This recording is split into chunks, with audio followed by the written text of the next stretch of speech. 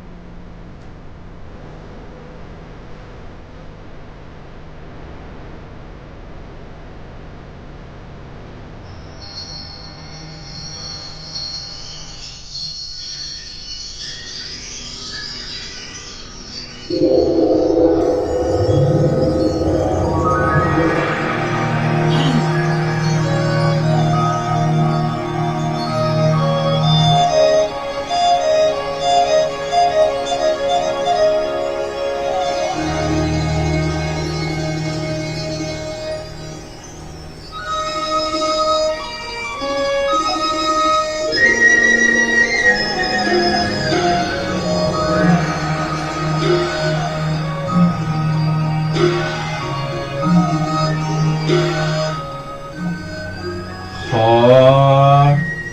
วันตานอบน้อมบังคมกราบนบไหวตีเคารพแก้วสามประการ สมเด็จพุทธพระตุนศักดิ์สวรรค์พระธรรมบาลกำสอนตันเจ้า สังฆพระสงฆ์ตุนสืบเก้าเงาศาสนาเฮาพุทธปิตามารดาอาจาริยะผู้เป็นครูแก้วสอนดีตูขามอนไทยขอเอาวจี ปิ้นกรอนวาตีโบราณข่าวซอยตางโดงบกผามาลาดอกน้อยน้อมถวายวันตาตันไทยแลเฮยขอถวายความเคารพนอบนบปูจายังพระถรายรัตนผ่านแผ่ว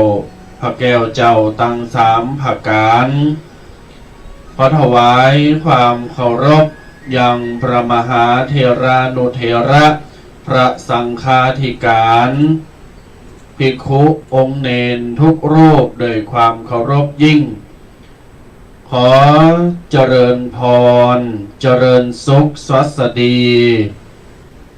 จงบังเกิดมีกับบรรดาฆราวาสญาติโยมศรัทธาสาธุชนตินจองห้องวัดทุกท่านทุกคนเท่าแก่หนุ่มน้อยใจยิ่งเจ้าวันนี้ยินดีต้อนรับทุกท่านเข้าสู่ในรายการวาทธรรมกำยองอูจาภาษากำยองโดยลูกพระอาตมภาพพระสมุกฤตนิธิทัตตุเควัดสปุงน้อยอำเภอป่าซางจังหวัดลำพูนและพระประพันธ์จันตธีโรตุแดงวัดมงน้อยป่าซางลำพูน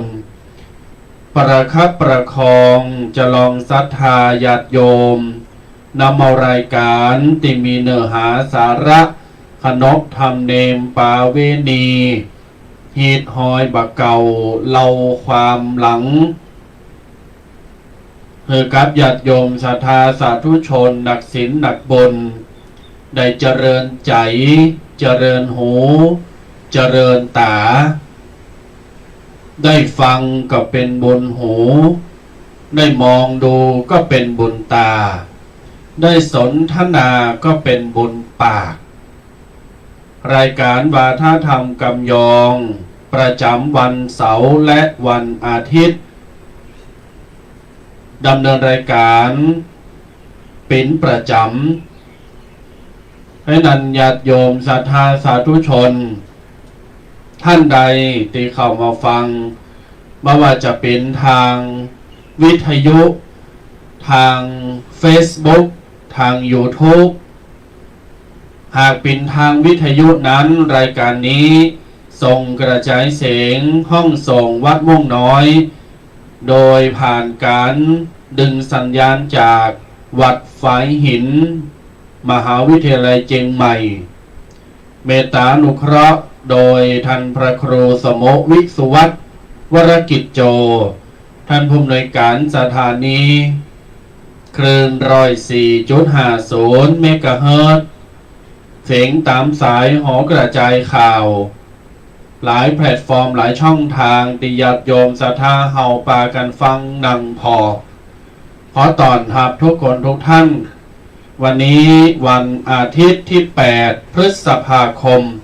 2565ผนวกบวกกับวันนี้เริ่มต้นดีมักมีชัยไปกว่าครึ่ง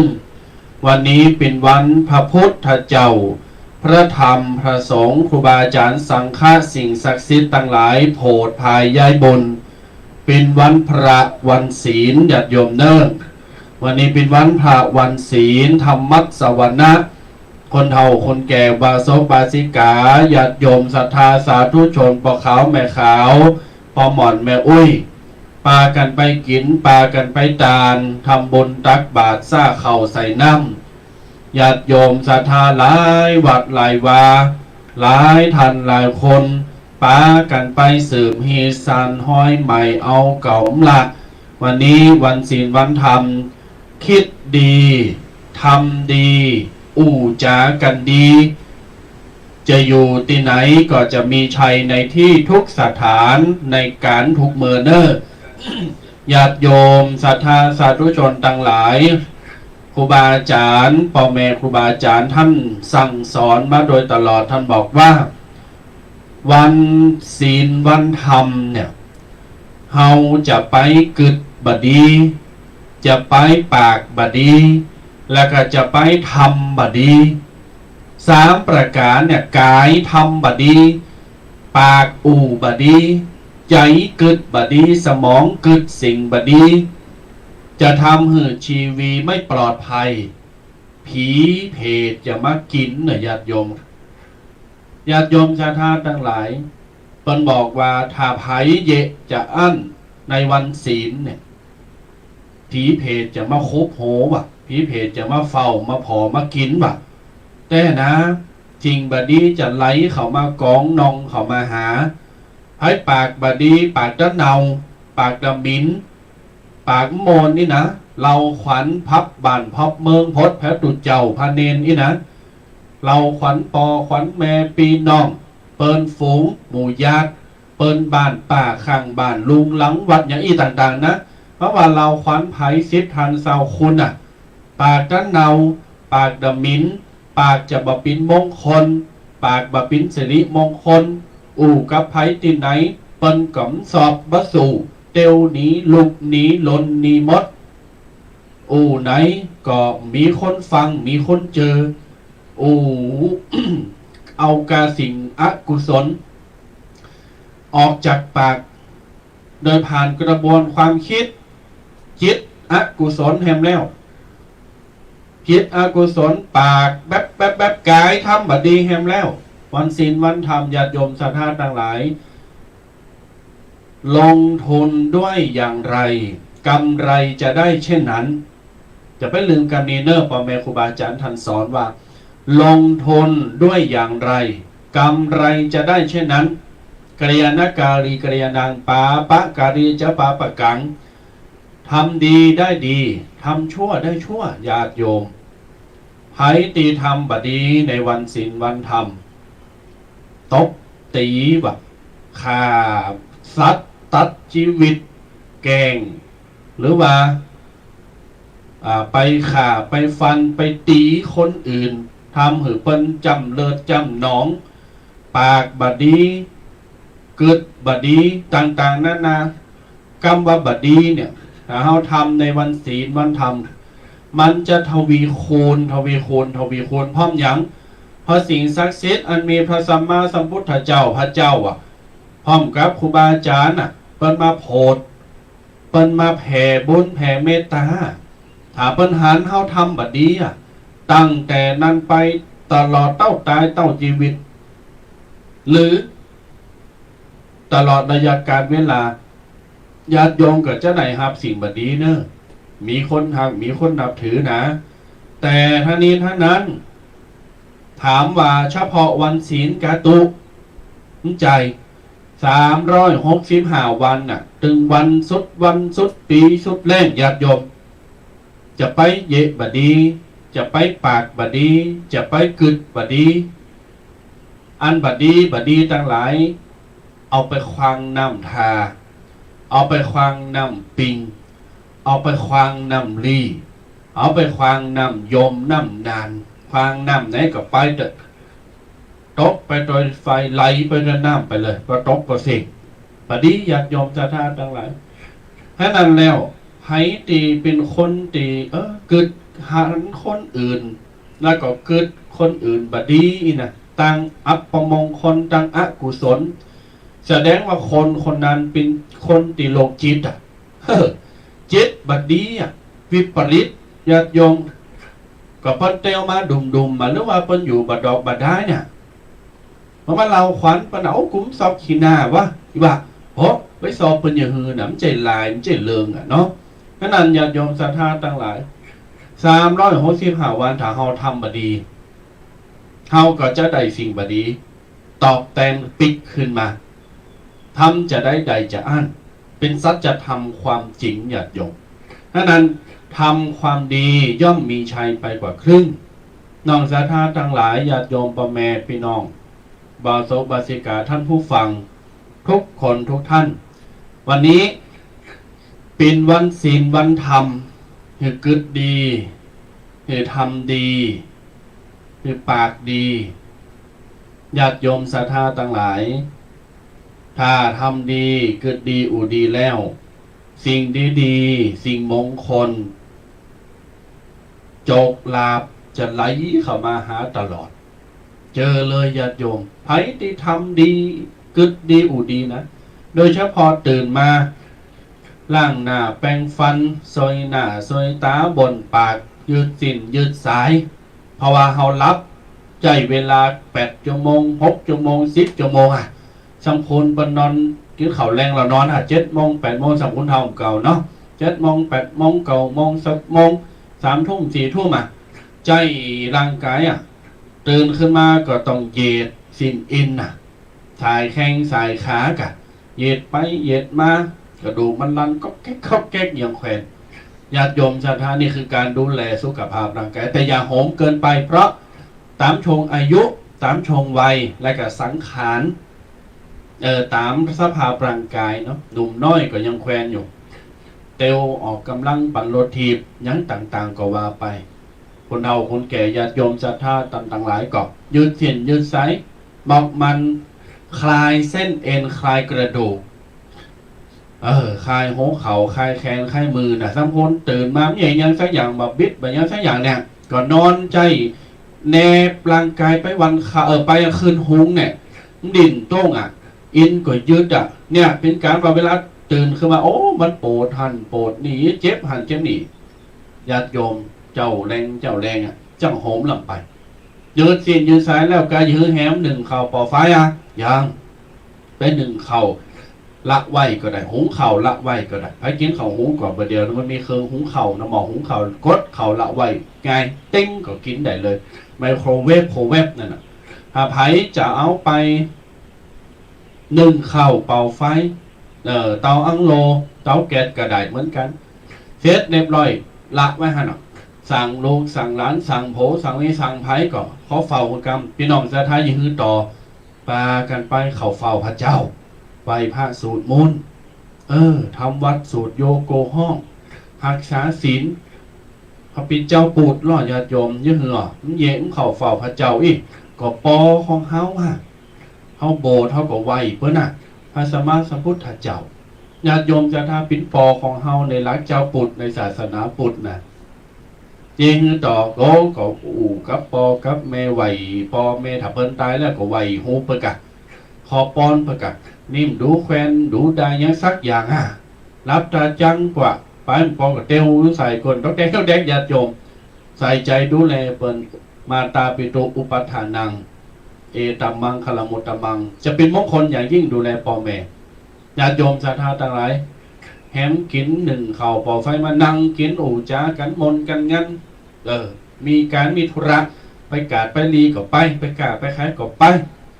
สบายใจแบบป้าบัดดาไผ่ว่าเราขวัญไผ่มันจ่องจับพิษไผ่แบบไปเก่าไก่นาทีของไผ่บักเกิดอะไรยังบัดดีกับไผ่ชีวิตปลอดภัยไร้โรคไล่โรคอย่างโรคจิตนะครับญาติโยมถ้าคนมันเกิดหนักเอาเป็นโรคความดันโรคนั้นโรคนี้ก็มันเกิดนามันทำดีสิ่งต่างๆก็ได้ตยมาหาเขาเป็นกรรมญาติโยมมันเป็นการผูกกรรมผูกเวรให้นั้นแล้วก็ขอฝากญาติโยมศรัทธาเนื่องโดยวันศีลก็อยากจะเอาเลิงทำบุญสุนทานมาอู่กับญาติโยมศรัทธาเนาะพี่น้องศรัทธาสาธุชนก็เป็นเจ้าปุตกันฟังวิทยุกันเป็นเนืองเป็นประจำมาแต่ไทยล่ะก็คือมาแต่มื้อละหลายปีดีดักหลายจงอายุอยู่กับวิทยุเนี่ยตู้เฮ้ยนั้นต่างๆนานาจะไปลืมจะไปเลยจะไปละวิธีชีวิตของเจ้าปุตของเฮาวันพระวันศีลก็ไปใส่บาตรทำบุญหยาดน้ำใส่ขันแก้วตั้งสามไปใส่ขันศีลขันสุมาไหวพระสวดมนต์แบบไปวันศีลวันธรรมตีวัดกับวันศีลตีบ้านก็ได้หรอโคคะนะโมอ่างกะโอ้โคคะนะโมไปวัดบัดใดบรรลุเจ็บแอวปวดเข่าก็บ้านก็มีพระเจ้าก็ไหวตีว่านก็ได้หรอตีสี่ตีห้าก็ลุกขึ้นมาล่อญาติโยมยืนลำเลอเนาะเวลาสมมติเขา5 โมงครึ่งหรือ6 โมงเนี่ยหรือว่าเจ้ามือ5 โมงครึ่งอีกเนาะจะเมื่อกาดเมื่อลีแล้วเมื่อควายกาดเปิดเอาไว้เต้นเปิล6 โมงน่ะเมื่อแล้วอย่างนี้นะตีสี่ก็ลุกเลยหรือตี 3ก็ได้คุณทำเดี๋ยวเป็นลุกตี 3มาฟังวิทยุตี 3หรือตี 4ก็ได้ เอาที่สี่ว่าไหว้พระสวดมนต์ก่อนญาติโยมก่อนจะทำอย่างอื่นไหว้สิ่งศักดิ์สิทธิ์คุณพ่อคุณแม่ก่อนอย่าไปลืมอย่าไปละญาติโยมนี่คือหน้าที่ครูบาอาจารย์บักเก่าเพิ่นบอกว่า เจ้าปุตพระสงฆ์องค์เนนฆราวาสญาติโยมตนใดทันใดคนใดบ่ไหวพระบ่สวดมนต์บ่ทำการทำงานบ่ปัดกวาดเพลวัดเพลว่าบ้านจองหอเฮินตุเจ้าพระเนนตุนนั้นญาติโยมคนนั้นพระใจคนนี้ไม่ยิงคนนั้นปิ้นผีปิ้นเพศเฝ้าวัดเฝ้าบ้านพร้อมหยังเพราะการทำความดีไหวพระสวดมนต์ทำกุศลหลักกรรมคือเกิดขึ้นปัดกวาดวัดว่าอารามเจ็ดหูบ้านจองหอเฮินเป็นการตอบใส่แทนกุลปอกุลแม่เขานำกำกินยิงพระเนนพระสงฆ์ญาติโยมหันเป็นตัวอย่างเมื่อแต่ทั้งวัดสวดมนต์เจ้าแรงแล้วก็ออกบิณฑบาตกวาดวัดกวาดว่าปฏิบัติธรรมหรือปฏิบัติกิจของสงฆ์แต่ละวันแต่ละอย่างแต่ละเจ้าควายตอนแรงเจ้าควายตอนแรงหรือเช้าเย็นก็ตามแต่ตามกำลังตามความสามารถนั้นแล้วเป็นการตอบสายแทนกุลบาอาจารย์เป็นว่านะพระเนรรูปไหนมันไหวพระสวดมนต์ทำวัดสวดมนต์กวาดวัดปัดว่าเผวพัดปัดกวาดวัดว่าอารามเจ้าพระเนรทุนนั้นจะได้ดีได้ดีมีคนอุปถัมภ์อุปถากเกิดไหนใดหันแล้วก็ไปบอกเป็นการตอบสายแทนกุลเขานำกำกินพอออกไม่ออกศรัทธาวะนี่ครูบาเจ้าเป็นว่านั้นแล้วญาติโยมศรัทธาทั้งหลายทำให้ดีจะมีชัยไปกว่าครึ่งเอาละ8:30พอดีจะได้เข้าสู่ปกิณกธรรมแต่วันนี้ตะวันนี่เฮามาขวายบอกญาติโยมศรัทธาแล้วก็บอกเจ้าหน้าที่ห้องสงฆ์แล้วเขาบอกตุปีแดงว่าตะวันเฮามาขวายมาปกกลาก็มากำลูนตอนนี้เฮามาเจ้าแต่จะอยู่ช่วงเช้า9 โมงจะขอโตไปกินนิมนต์มีงานหับตาลกินนิมนต์ที่ละปูนในเวงเนาะก็จะได้คือกับตุปีแดงเป็นอยู่กับญาติโยมศรัทธาสาธุชนไปมาภาพจะขออนุญาตอยู่ถึง9 โมงจนถึง9 โมงจะไปกินนิมนต์นะครับเนาะอันนั้นญาติโยมศรัทธาปกิณกธรรมจะได้มามาจ้ากับตุปีแดงแล้วก็ตมาภาพตุเคสปุงน้อยตามลำดับเนอ10 นิ้ววันตาก็กล่าวไว้สามายังพระเถระพระสังฆาธิการครูบาอาจารย์จูรูปจูตนด้วยความเคารพยิ่งเจริญสุขเจริญธรรมจงมาเกิดมิแด่กันสาธุชนพุทธบริษัทจุปูจุคนก็ได้มาพบปะเจอกันเห็นแล้วเนาะวันนี้ตรงกับวันติดนะตะวาก็ได้พบปะกันด้วยอากาศจุ่มเย็นวันนี้ก็จุ่มเย็นเหมือนกันเนอะสถาญาติโยมทั้งหลายตั้งนี้ก็ตั้งประสร้างนี่ก็ฝนตกแต่ว่าตกหน่อยเนาะตกตอนกลางคืนหน่อยอ้อยมอกอ้อยนี่แต่ว่าประเดี๋ยวนี้ยุดแล้วแต่อากาศก็กำลังเย็นสบายดีก็อย่างไรก็ดูแลสุขภาพกันตัวเนอะสถาญาติโยมทั้งหลาย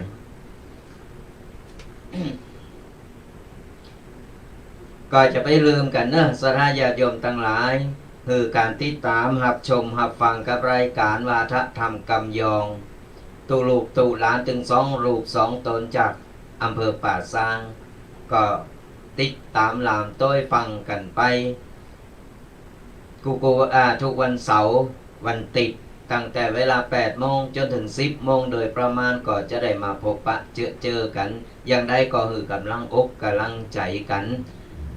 เร็วช่วงท้ายรายการก็สดาญาติโยมมาใครใครใครตักใครตายใครคือกำลังอกกำลังใจก็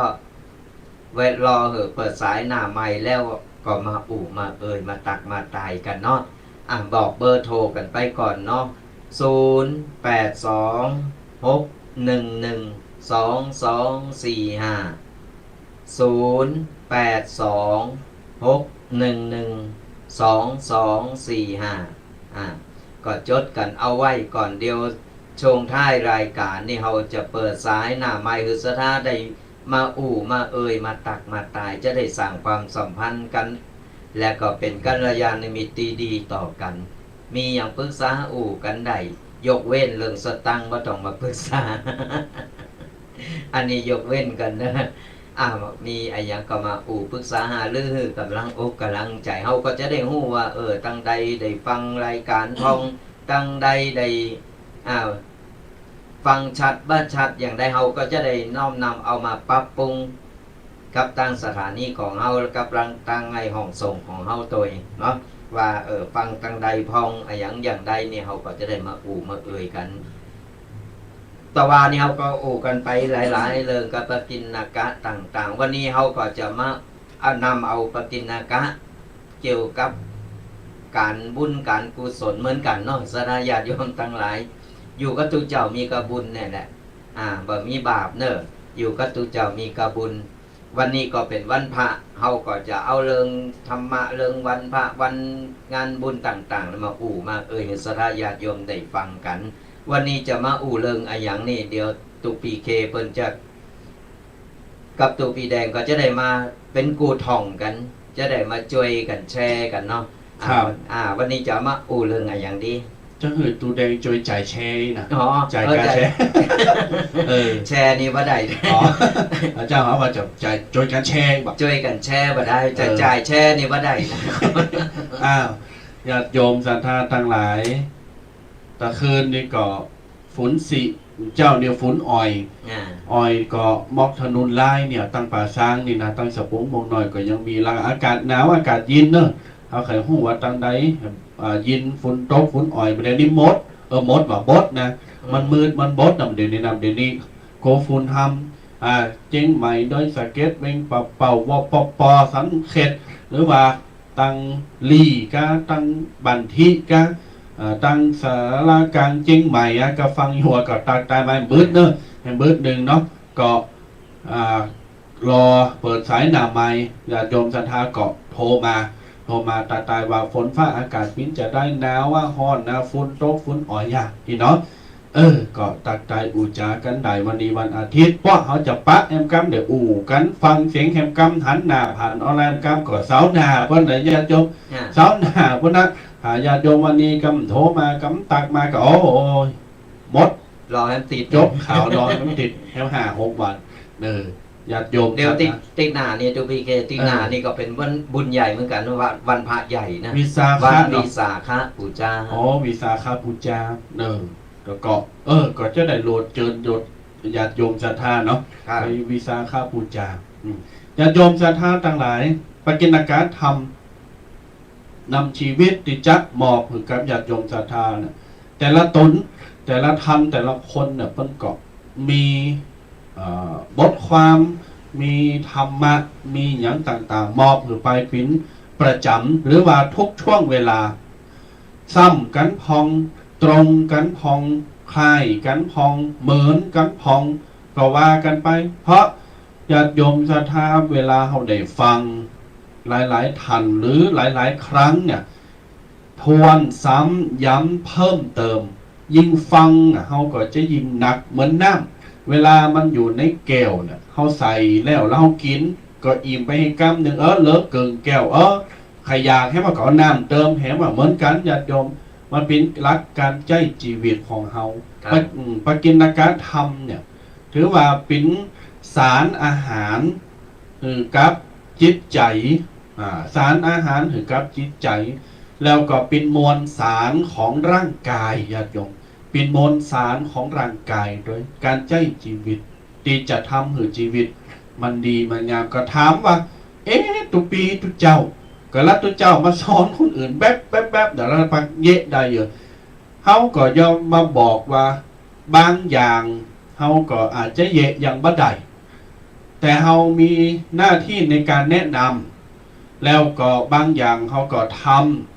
ำไปตามไปตัวในคณะตีญาติเฮาอู่กับญาติโยมเฮาก็ได้ทำไปโดยรักทำไปโดยเวลาเฮาทำเฮามาหันว่ามันได้ผลเฮาก็มาเพิ่ม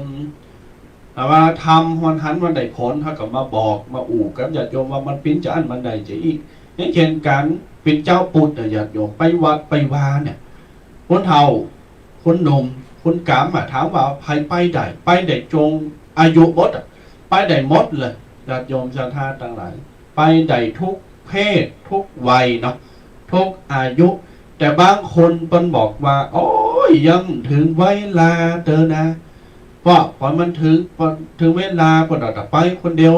มันจะนี่ถึงนี่แบบญาติโยมชาวท่าถึงเวลานะเวลาตายอย่าสุมาเด้อปัญหามาบ่ได้เตวมาจักมาก่อนนะเพิ่นจักมาเข้าวัดแล้วก็จูงออกไปจักมาแล้วเปิ้น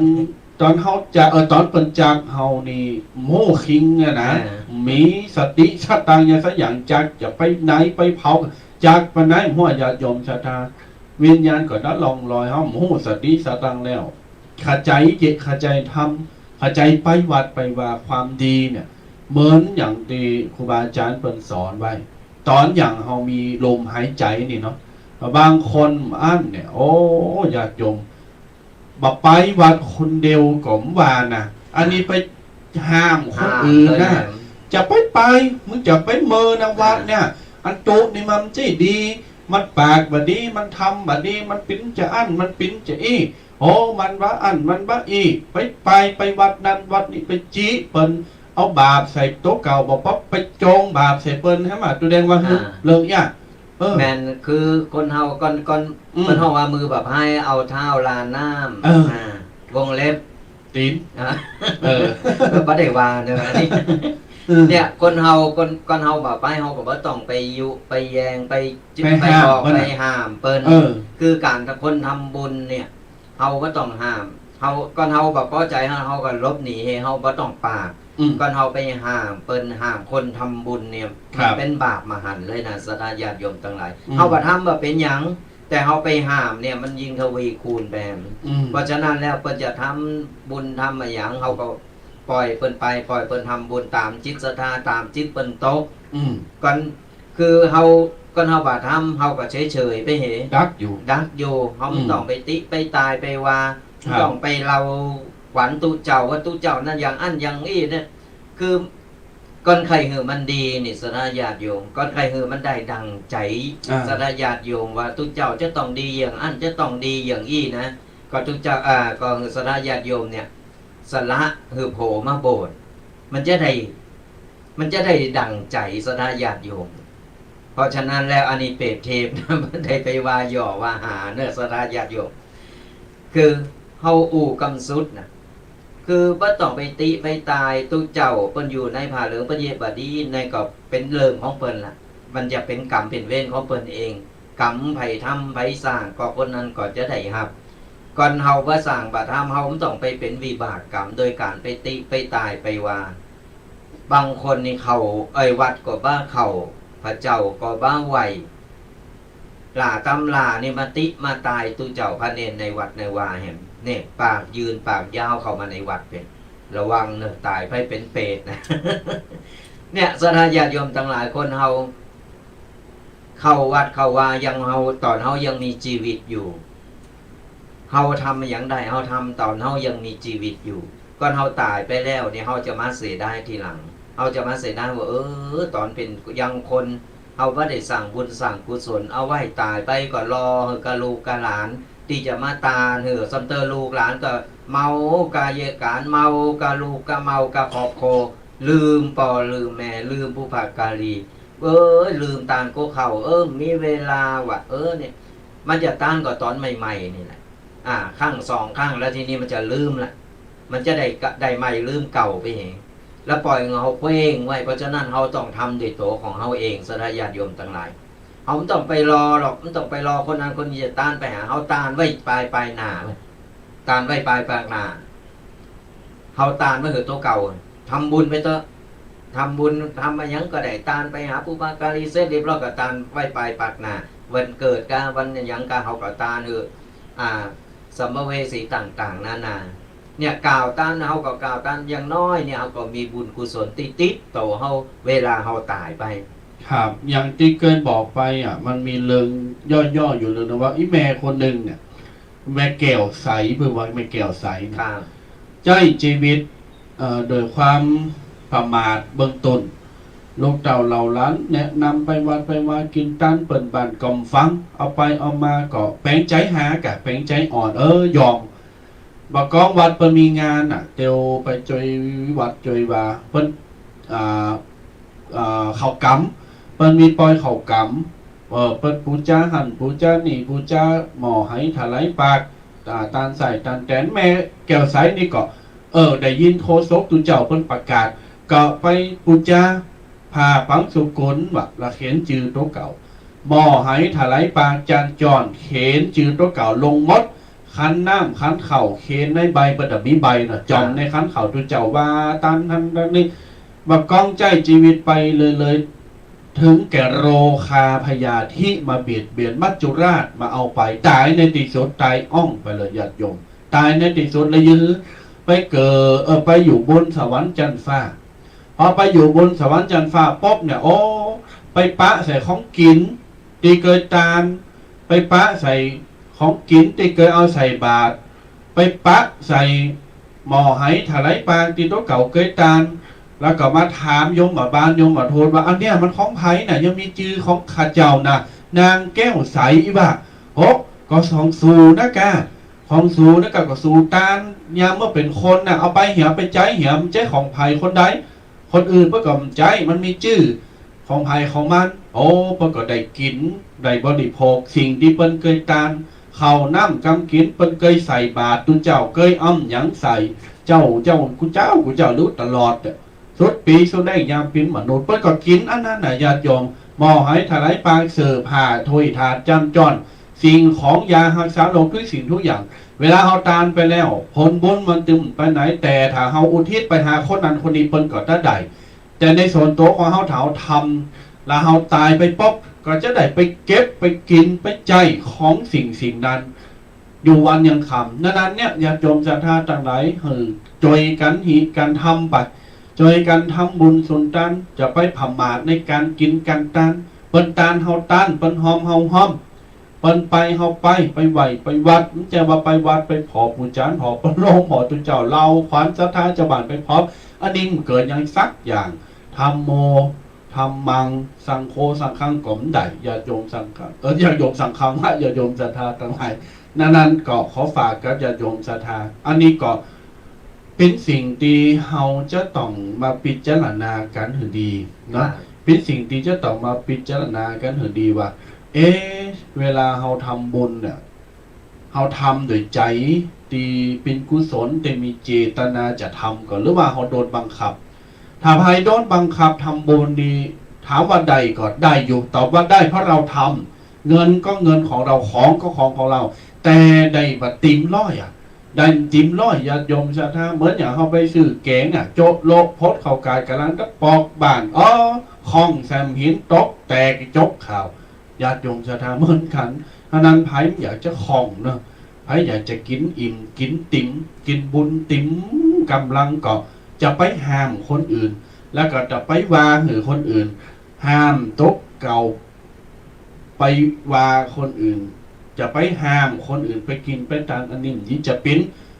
บาปกรรมเกิดจากปากแล้วก็เกิดจากความคิดในญาติโยมศรัทธาเวลาตูแดงเอาหันพอออกไม่ออกศรัทธาคุณเฒ่าคุณแก่หรือคนหนุ่มหรือว่าไผก็ตามอุบาสกบาสิกาเวลาเอาหันเป็นแต่ละงานเนาะเอาหันเป็นไปหันไปนี่คนนั้นคนนี้เปิ้นพุทธพองเปิ้นออร่าเปิ้นเปล่งประกายเปิ้นมีสง่าราศีเปิ้นบอกโอ้ยน่านับถือน่าเคารพอันนี้ก็หลังว่าเป็นผลบุญเนาะเปิ้นหมั่นตานเปิ้นห้องว่ารวยบุญรวยบารมีมันเป็นคนหุงกินหุงตานเนาะตานคือมันจะมีราศีเปล่งออกมาดูครับคือเปิ้นห้องว่านี่แหละคือจิตใจบริสุทธิ์ร่างกายก็สดใสคือจิตใจมันคือมันบริสุทธิ์จากภายในมาแล้วสู่ภายนอกมันก็เลยออกมาเปล่งออกมาเป็นภายนอกเป็นห้องว่าบุญราศีของเปิ้นน่ะเปล่งประกายออกมาเฮาพอฮู้นี่ว่าคนบุญบ่ใจคนบุญลองพอคนตาขอบตาดำๆค่ำๆแปลงหน้าหมองตาหมองเนี่ยอันเนี้ยบ่ใจคนบุญผิวค่ำผิวเป็นหันเป็นหนีนะแปลงหน้าห้อยตาโบเนี่ยอันนั้นน่ะบ่ใจคนบุญแน่นอนแต่เฮาลองมาพอว่าคนที่เตวมาปุ๊บเนี่ยกูคนจะต้องหันไปพอละบ่จะหันไปพอเรื่องอย่างคือมันหันมันสะดุดตาพอดีสะดุดตาขึ้นมาปุ๊บอุ้ยคนนี้ ยังงามเริ่มเลยนะ คือเป็นงามโดยบุญโดยบารมี อ่า ก็ได้งามโดยไปแต่ไปเขียนไปแต่งให้จนว่องนั่นกับพระใจนะ อืม คือบุญบารมีมันจะเปล่งประกายออกมาจากภายใน พระใจภายนอก อันนี้คือเปิ้นเฮาว่าเป็นคนที่บริสุทธิ์ อืม เป็นคนที่มีบุญมีบารมี งามตึงในตึงนอกกันเนาะ ใจครับ เออ งามตึงในตึงนอกพระใจงามกับตังนอกตังในนี่ดำ ย้ำอย่างคุณหมอเนี่ยนะอย่างมินนี่เนี่ยผมเอาเนอะ ใจครับ นี่แหละคนเฮาคือบริสุทธิ์ตึงภายในภายนอก เวลาทำบุญเฮาก็ทำด้วยใจ ครับ ออกมาจากใจด้วยความจริงใจ อืม อย่างเจ้านี่วันนี้วันพระเนอะลูกหุงหนึ่งเข่าแต่เจ้าหุงเข่าแต่เจ้าเกมว่าวันภูวันพระเนี่ยเขาจะทำกับเข่าไอ้หยังเกมกับเข่ากับป่าเกมอะไรอันนี้แหละบุญเกิดจากใจมากครั้งแรกละในการที่ว่าเริ่มเป็นคนที่ว่ามีจิตใจนะครับ มีจิตใจที่ตั้งใจฮะ อืม โดยความตั้งใจของเปิ้นเจตนาที่จะทำบุญ อืม เปิ้นก็เลยเกมพร้อม เจ้ามาเปิ้นก็หุงหาเรียบร้อยเสร็จเข้าวัดเข้าว่า หับศีลหับกรฟังธรรมอย่างเรียบร้อยเสร็จปีกไปบ้านเปิ้นก็อิ่มบุญเปิ้นได้ตึงขึ้นตึงลอง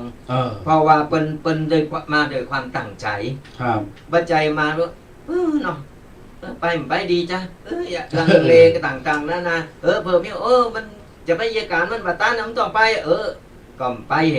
นั่นคือก็ตกบุญไปละ อืม คือจิตใจโลเลจิตใจลังเล อืม เขาจะเยเขาตั้งใจเขาทำไปเลย ถึงบอกว่าเขาจะเยจะทำอะไรอย่างคือเขาทำตอนยังมีชีวิตอยู่ ครับ เวลาเขาไปได้ไปเป็นเนี่ย มาได้ไปเป็นเขาสามารถจะทำอะไรอย่างก็ได้เคลื่อนไหวได้ เวลาเขาแก่โตมาคุขะนาโมเขาไปบ้าได้มาบ้าได้ใจนี่ใครมาแต่เขามาบ้าได้ อืม มันก็เลยว่า คือมันเอามาเสียได้ภายหลังอะ กินแหนง มากิน นะ แหนงว่าโอ้ยหูอีไปแต่นี่นออย่าง คือถึงบอกว่าเฮาฮิได้ไปเป็นเฮาจะทำอย่างในสิ่งดีๆเฮาทำไปเลย ทำเป็นบุญเป็นกุศลเฮาทำไปเลย เพราะว่าแก่โตมาเฮาบ่แน่นอนหรอกบางทีเฮาจะอยู่ถึงกี่ปีเฮาก็บ่ฮู้ ครับ เพราะฉะนั้นแล้วเนี่ยมีโอกาสได้ทำไปเลย อืม บ่ต้องรอวันเวลา ครับ บ่ต้องรอโอกาส อืม นึกจะทำไปเลย นี่ ครับ คือเป็นการที่ว่าตัดสินใจและก็ทำด้วยความบริสุทธิ์ใจ อันนี้คือจะไปประมาทในบุญจะไปประมาทในการกินการทานญาติโยมมาพอเวลาดูแล จะ9 โมงแล้วเขาจะเดินทางแหมแต่เจ้าก็บอกว่าจะจัดถึง9 โมงเนาะเพราะวัดเพิ่นทำพิธี10 โมงจะได้สวะไม้แล้วก็ลาไว้ดูพี่แดงเพิ่นอู่เอิญแล้วก็เพิ่นอยู่เป็นกูเป็นกินกับโยมปอโยมแม่ศรัทธาสาธุชนไหวตั้งแต่ตอนนี้เป็นต้นไปตุปีเคตมาภาพก็จะขอบายบายก่อนเนอะถ้าติดกิจธุระกิจนิมนต์เนาะจะไปตังเวงละปูนแต่ก่อนที่จะบายบายนี่ก่อนที่จะจากญาติโยมศรัทธาในรายการ ก็ท่านใดนะฮะท่านใดที่มีความประสงค์จะรวมทำบุญงานประเพณีสงน้ำวัดสะพุงน้อยวันที่7 มิถุนายน วันเดินหน้าก็สามารถแจ้งความประสงค์เนาะโทรมาเนอะเบอร์ตามมาภาพได้ตามจิตศรัทธาเนอะจดเนอะเบอร์ตูปีเคสะพุงน้อยเบอร์นี้กำลังจะบอกเนอะ063-756-1681 มีจิตศรัทธาเกิดใจได้ใจถูกก็โทรมาได้ แล้วก็ขออนุโมทนาเบื้องต้นตะวานี่ก็มี13-14 คนตามที่จดในจือแต่ว่าโดยวันนี้วันศีลชั้นข่าวแล้วก็ฟ้าวมาจัดวิทยุลืมเป๊กระดาษที่จดมา แต่จำได้คร่าวๆว่าประมาณ13-14 ท่านที่โทรมาเนาะที่เป็นเจ้าภาพสังพองดีหอมโทรไปพองพระป่าพองประมาณ10 กว่าท่านเตาติจำได้ก่อนวันนี้ก็3-4 ท่านก็เพิ่นบอกว่าประกาศให้โยมจะเนอะว่าอันนี้ก็มีโยมแม่ชวีแล้วก็โยมยุทธนาวิชัยคำอันนี้เปิ้นปวารณาเป็นเจ้าภาพตะลุ่มทองที่จะเอารองอธิธาตุรองพระอกอธิธาตุที่จะออกงานทรงน้ำวันที่7 มิถุนายนนี้จำนวน650 บาทแล้วก็ฮับเป็นเจ้าภาพสังฆทานแหม1 สัง 500 บาทนี่ก็ขออนุโมทนาท่านที่2อันนี้เตาที่จำได้เนอะ ก็มีโยมเกตมณีถาวรพร้อมครอบครัวนี่ก็รับเป็นเจ้าภาพชุดเชิงเทียนคริสตัล1 ชุดชุดเชิงเทียนมีทั้งติจุดเตน2 ดิ่งแล้วก็มีกระถางทูบเป็นแก้วคริสตัลจำนวน1 ชุด350 บาทแล้วก็มีโยมพี่ประพิชยาจำนำสกุลเปิ้นบันไดขออภัยอันนี้เปิ้นก็หอมมาเป็นเจ้าภาพสัง500 บาทเท่าที่จำได้มีแค่นี้ญาติโยมศรัทธาตั้งหลายก็จะพอในเฟซในไลน์ก็ได้แล้วก็จะประกาศในวิทยุในโอกาสต่อไปทีนี้ทันใดที่จะให้จะหอมโทรไปก็ได้ลงเป็นเจ้าภาพสังก็ได้ผ้าป่ากองละ194 บาทสังฆทานชุดละ500 บาทเป็นต้นก็โฮงทานอาหารน้ำดื่มมีจิตศรัทธาจะให้จะหอมผ่าปังสุกุลชุดละ100 บาทเนอะเบอร์ตมาภาพเบอร์ที่บอกไปเมื่อกี้มีจิตศรัทธาโทรมาได้063 756 1681 063 756 1681เอาละขออนุโมทนาอายุวันโนสุขังพลังกันญาติโยมศรัทธาต่อไปก็ฟังตุปีแดงประกิณกาธรรมช่วงต่อไปอนุโมทนาเจริญปอนเนอร์ก็มาเข้ารายการขั้นต่อเนาะพอดีตุปีเกเปิ้นไปคิดนิมนต์อย่างว่านั่นเนาะเปิ้นมีคิดนิมนต์เปิ้นคนนักเตะจือดังเปิ้นมีคิดนิมนต์บ่เหมือนตุเจ้าบางรูปบางตนที่นั่งข้างๆนี่เพิ่นมีกิจนิมนต์มีไผมานิมนต์สักเตอนี่อย่าหาพูดภาษาธรรมะเกินปุยมุ้ยเกินปุยมุ้ยก็โอ้เนาะโฮโมนกันเนาะศรัทธาญาติโยมทั้งหลายแต่อย่างใดอย่างหนึ่งเฮาตุปีแดงก็ยังอยู่เนาะก็เดี๋ยวให้รายการนี้เฮาจะมาเปิดสายหน้าใหม่กันต่อหลักเหล่าขวัญเด้อเดี๋ยวรับฟังพอในวิทยุก็ได้เปิ้นมีกิจของเปิ้นเฮาก็มีกิจของเฮาตั้งเด้เอาล่ะศรัทธาญาติโยมทั้งหลายก็อู้กันเรื่องการทำบุญทำกุศลอย่างที่ว่านั่นแหละบัดนี้ตกบุญยิ่งเฮาอายุหนักขึ้นมาแล้วเนี่ยเฮาก็หืออยู่ในบุญตลอดเวลารับก็รับในอู่ทะเลบุญ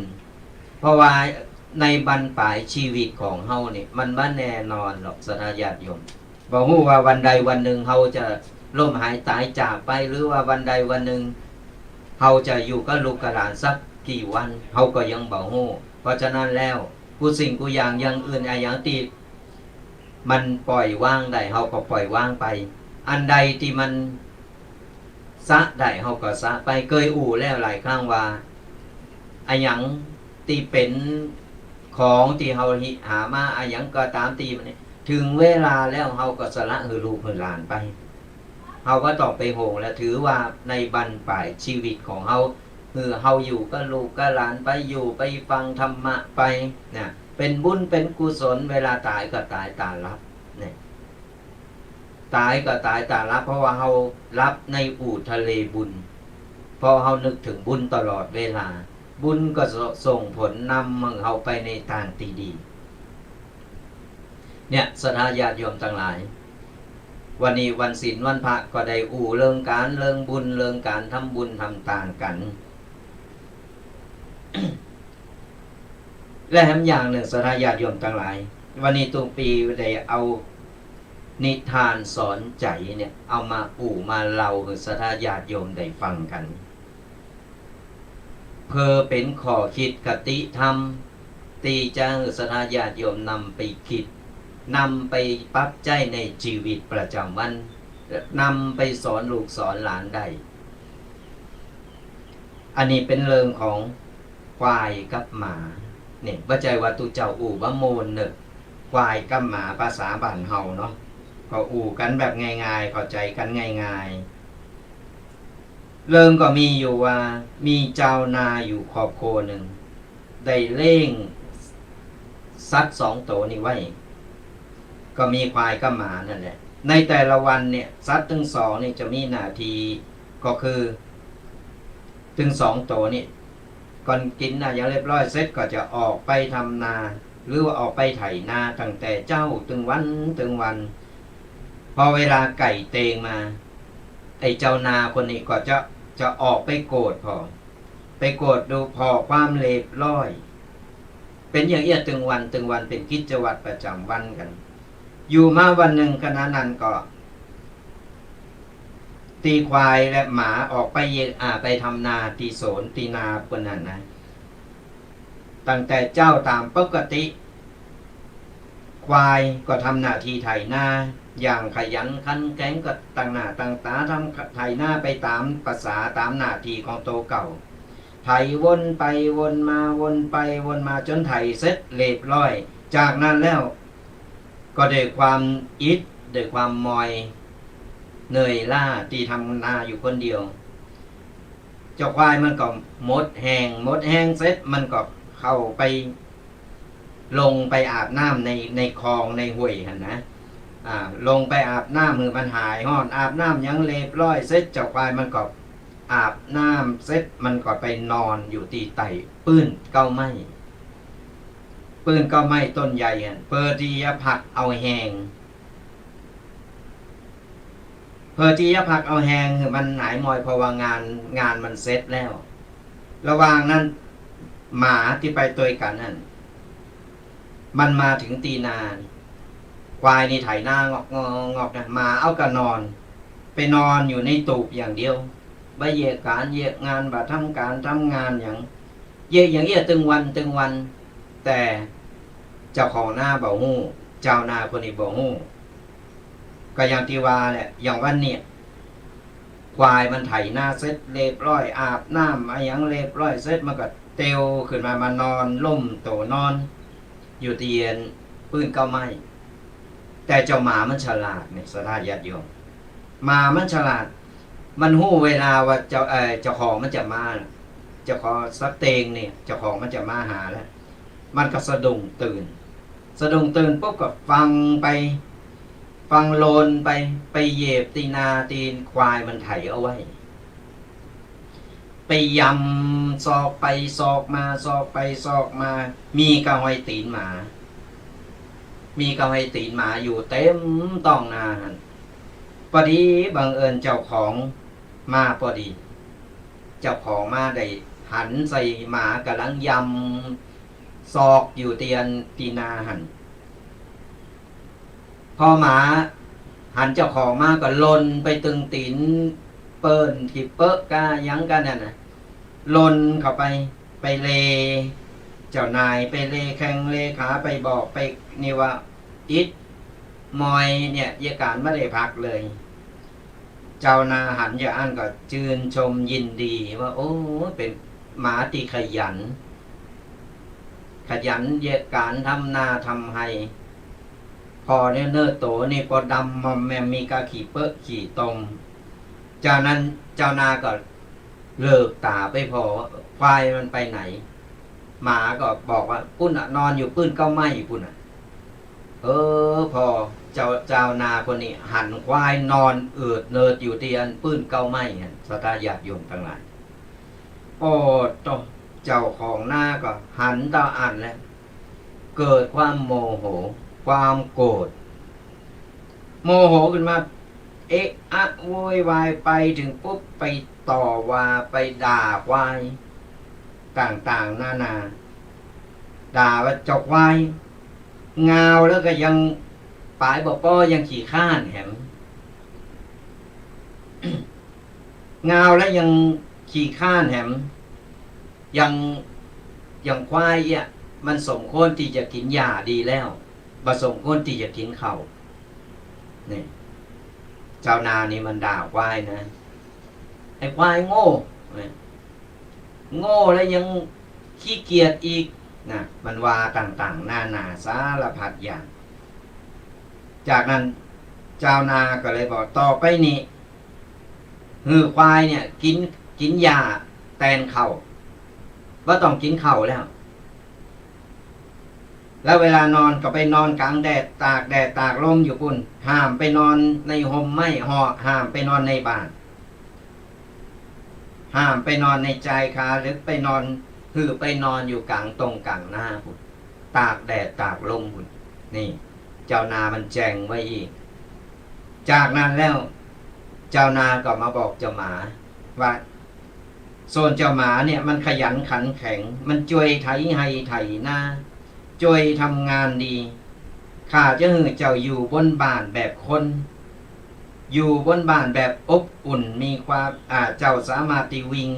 เล่นไปเล่นมาตามบ้านได้ตามสบายเข้าออกได้ตามสบายเล่งเหมือนลูกเลยนี่เปิ้นชื่นชมหมาแล้วก็หมาเปิ้นก็ประจบเก่งแล้วก็ไปชาวนาก็เลยคือปอนกับหมาว่าคือเจ้าหมาเนี่ยต่อไปนี่คือเจ้าหมาได้กินข้าวแล้วก็ได้อยู่อย่างสุขสบายเข้าไปอยู่ในบ้านเข้าออกนอกเข้านอกออกในได้ในบ้านได้สะดวกสบายเหมือนลูกจะไปทางใดก็ได้จะเยะหยังก็ได้ต่อไปนี่อันนี้เป็นกำกูของเจ้านาจากนั้นสราญาติโยมทั้งหลาย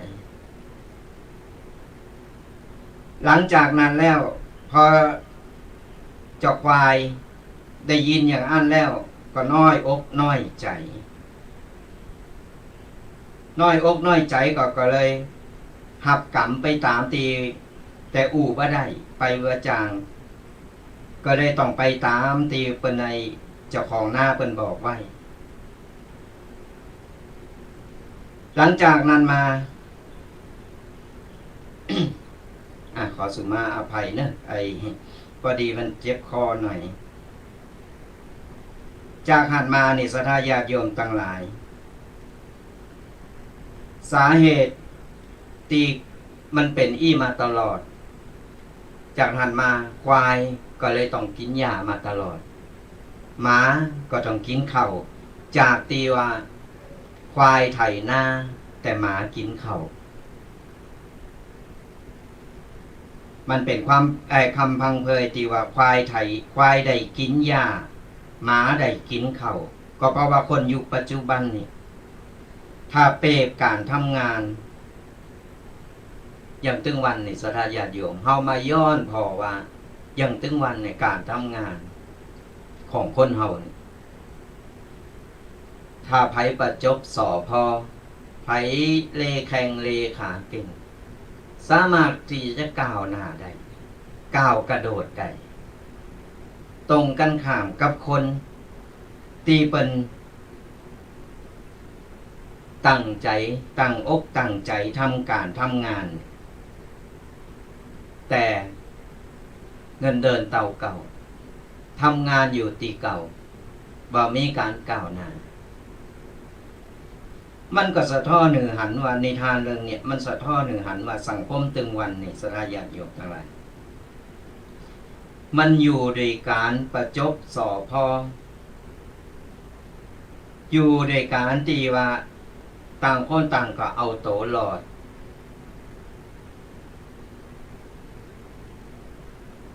ปากกัดตีนถีบถ้าไผหู้จักเอาโตหลอดประจบสอพอนี่ก้าวกระโดดเร็วขนาดเดี๋ยวก็เลื่อนตำแหน่งแต่คนที่ตั้งอกตั้งใจทำการทำงานถูกมองข้ามไปเนี่ยมันสอนหนึ่งว่าสังคมตึงวันเนี่ยมันเป็นอย่างเปรียบเทียบกับหมากับควายในนิทานเรื่องนี้เนี่ยเพราะฉะนั้นแล้วเนี่ยศรัทธาญาติโยมทั้งหลายการเอารัดเอาเปรียบคนการตีคนเฮาเนี่ยบ่มีความซื่อสัตย์ทำงานบ่ตา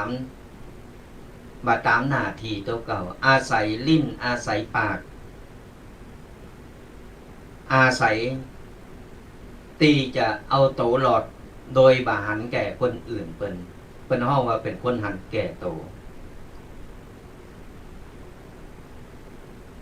อันนี้เฮาเอามาเปรียบเทียบกับศรัทธาญาติโยมเนี่ยได้มาลองพินิจพิจารณาพอคนเฮาเนี่ยก้าวทีละก้าวจะไปก้าวกระโดดก็เวลาก้าวกระโดดไปแล้วเวลามันไปสะดุดหรือตกลงมานี่มันเจ็บนะศรัทธาญาติโยมก็เหมือนที่เป็นข่าวที่เฮาได้ฮู้ได้หันอย่างถึงวันนี้ข่าวถึงวันนี้ศรัทธาญาติโยมลองพอต่อ ส่วนมากนี่บทจะดังก็ดังปุ๊บปุ๊บปุ๊บปุ๊บปุ๊บบทจะลงก็ลงมาทีเดียวตุ๊บเพราะฉะนั้นไปตามหีตามห้อยไปตามคันลองของธรรมก้าวบันไดก้าวทีละก้าวจะไปก้าวกระโดดขึ้นไปที2-3 คันเวลามันมืนเนี่ยมันตกลงมาเนี่ยมันเจ็บเนี่ยเพราะฉะนั้นอันนี้เนี่ยนิทานตียิบยกเอานิทานเรื่องนี้มาเล่าสู่ศรัทธาญาติโยมฟังก็เพื่อว่าศรัทธาญาติโยมได้ลองพินิจพิจารณาลองคิดเพราะว่าอ๋อมันเป็นจริงดังตีเป็นตึงวันหมาเปิ้นห้องว่าควายไถนาได้กินหญ้าหมาได้กินข้าวเนี่ยลองคิดพอจะตึงวันมันเป็นอย่างอีแต่ก็เป็นนิทานกล่อมตีเอามามาเล่าให้ศรัทธาญาติโยมได้ฟังเพื่อจะเป็นคติสอนใจให้ศรัทธาญาติโยมเนี่ยได้นำไปปรับใจแล้วก็นำไปบอกลูกสอนหลานได้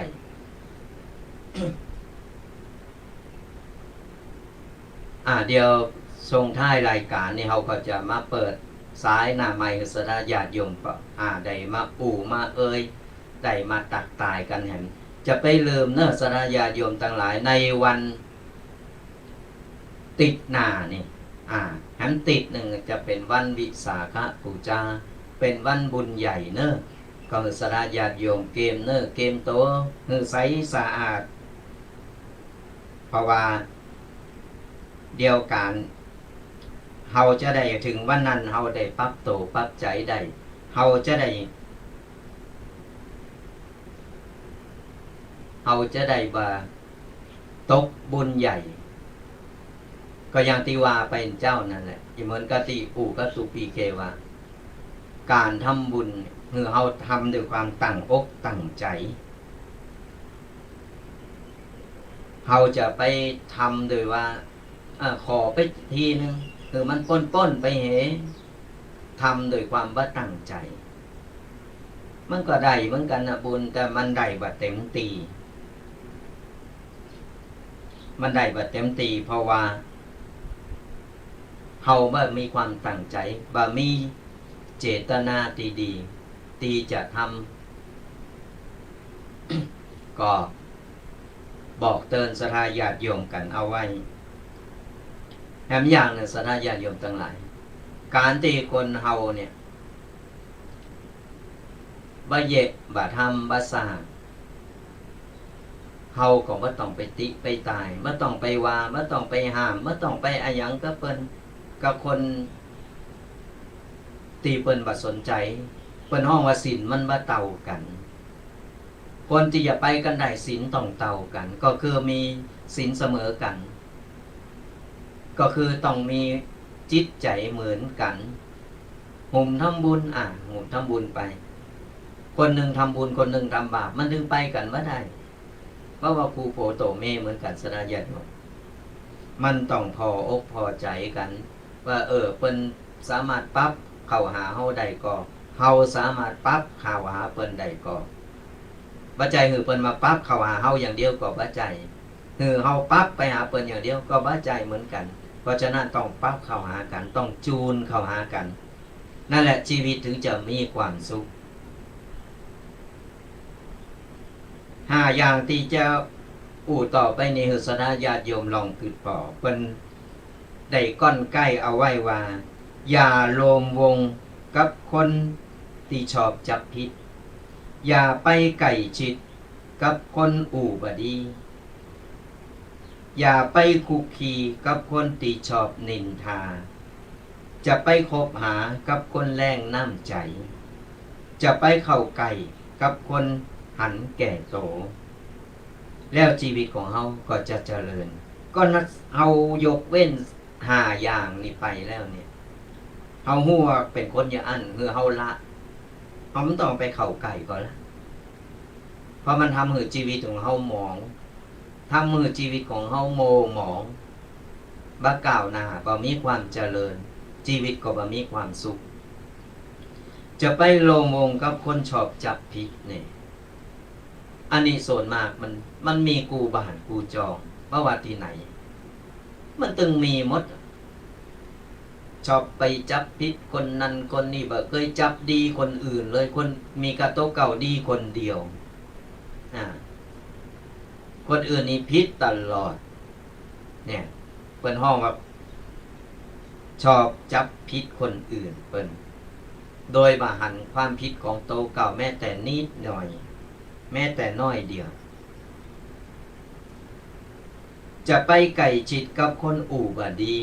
นะคนอู่เรื่องธรรมะอู่เรื่องต่างๆนานาสนเบ้าอู่เรื่องของเจ้าบ้านเบ้าอู่เรื่องของคนนั้นคนนี้บ่เอาบ้านไต่มาเล่าบ้านเหนือบ่เอาบ้านเหนือมาเล่าบ้านไต่อู่ในต่างบ่ดีอู่ในต่างตีเสหายอู่ในต่างตีเดือดร้อนเพราะฉะนั้นแล้วเนี่ยเฮาละเว้นเห็นเนอะสดาญาติโยมเฮาว่าต้องไปเข้าใกล้เฮาฮู้ว่าคนนี้เป็นคนอย่างอี้แล้วเพราะว่าเฮาบรรลุนิติภาวะแล้วเฮาสามารถแยกแยะผิดถูกได้แยกแยะผิดถูกได้เฮาก็สามารถที่จะฮู้แล้วว่าคนนี้เป็นคนอย่างใดนิสัยใจคอเป็นคนอย่างใดถ้าเป็นคนอย่างติวานี่เฮาก็เลิกคบเฮาก็ต้องไปไก่เฮาไม่ต้องไปเข้าไก่เขาฮู้ว่ามันเหม็นเฮาก็เตียวหนีเฮ้มันต้องไปเอาหูดังไปซอกดมหามันเหม็นที่ไหนนี่เหม็นไอ้หยังนี่เอาหูดังไปสุกไปซอกหาก็ฮู้ว่าเหม็นอยู่ก็ยังไปซอกหาอยู่เนี่ยนิสัยคนเฮามันเป็นอย่างอีเพราะฉะนั้นแล้วเนี่ยเฮาฮู้ว่าคนนี้เป็นคนอูจาบดีชอบว่าหันว่านี่ติอันที่นี่เฮานี่ห่างไปแหงอย่าคุกคีจะไปคุกคีกับคนติชอบนินทานี่ก็เหมือนกันนี่แต่เจ้านี่ปากบดีบเดียวนินทาอันนี้ก็โตนเน็ตนี่ตึงเรดาร์แล้วก็นักข่าวประจำหมู่บ้านเรดาร์นี่คือชอบจับผิดนะสอดส่องพอมดไผเข้าไผอยู่ที่ไหนหู้มดหันมดคือมาถามเตอะหู้มดชีวิตคนอื่นแต่ชีวิตโกเก่าบ่หู้บ่มีไผหู้และก็บ่บอกไผหู้แต่ชีวิตคนอื่นครอบครัวคนอื่นหู้มดบ้านไตบ้านเหนือหู้มดนะล่าตำล่าพดแถวบ้านอื่นบนเนี่ยเป็นคนที่ชอบนินทากาเลเป็นคนดีว่าชอบยุแยงตะแคงโล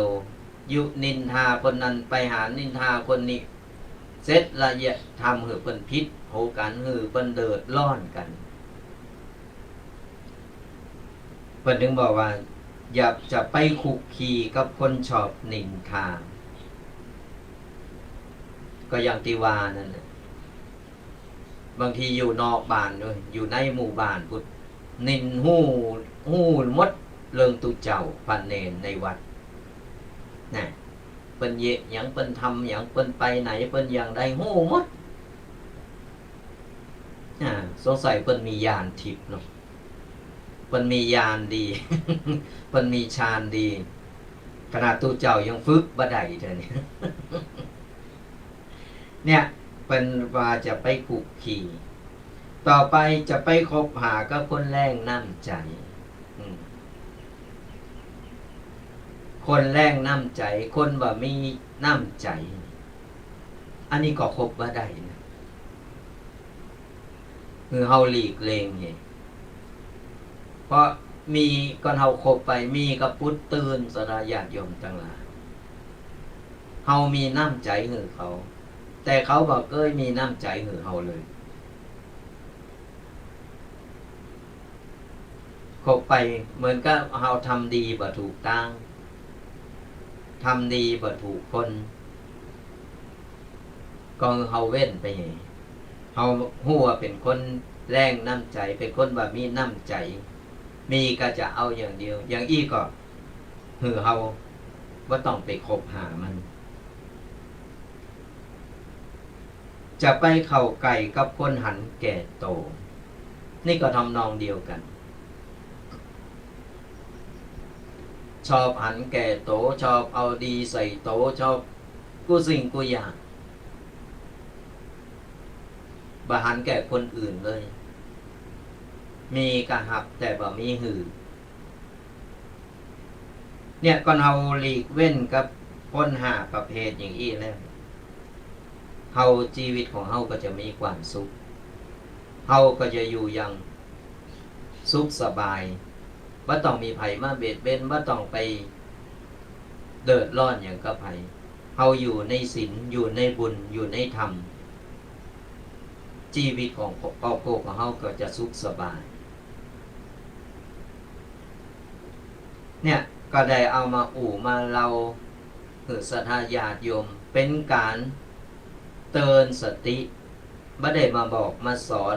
ศรัทธาญาติโยมนะแต่ว่าเฮามาเตือนสติคือเป็นข้อคิดคือศรัทธาลองไปคิดพอไปกึดพอ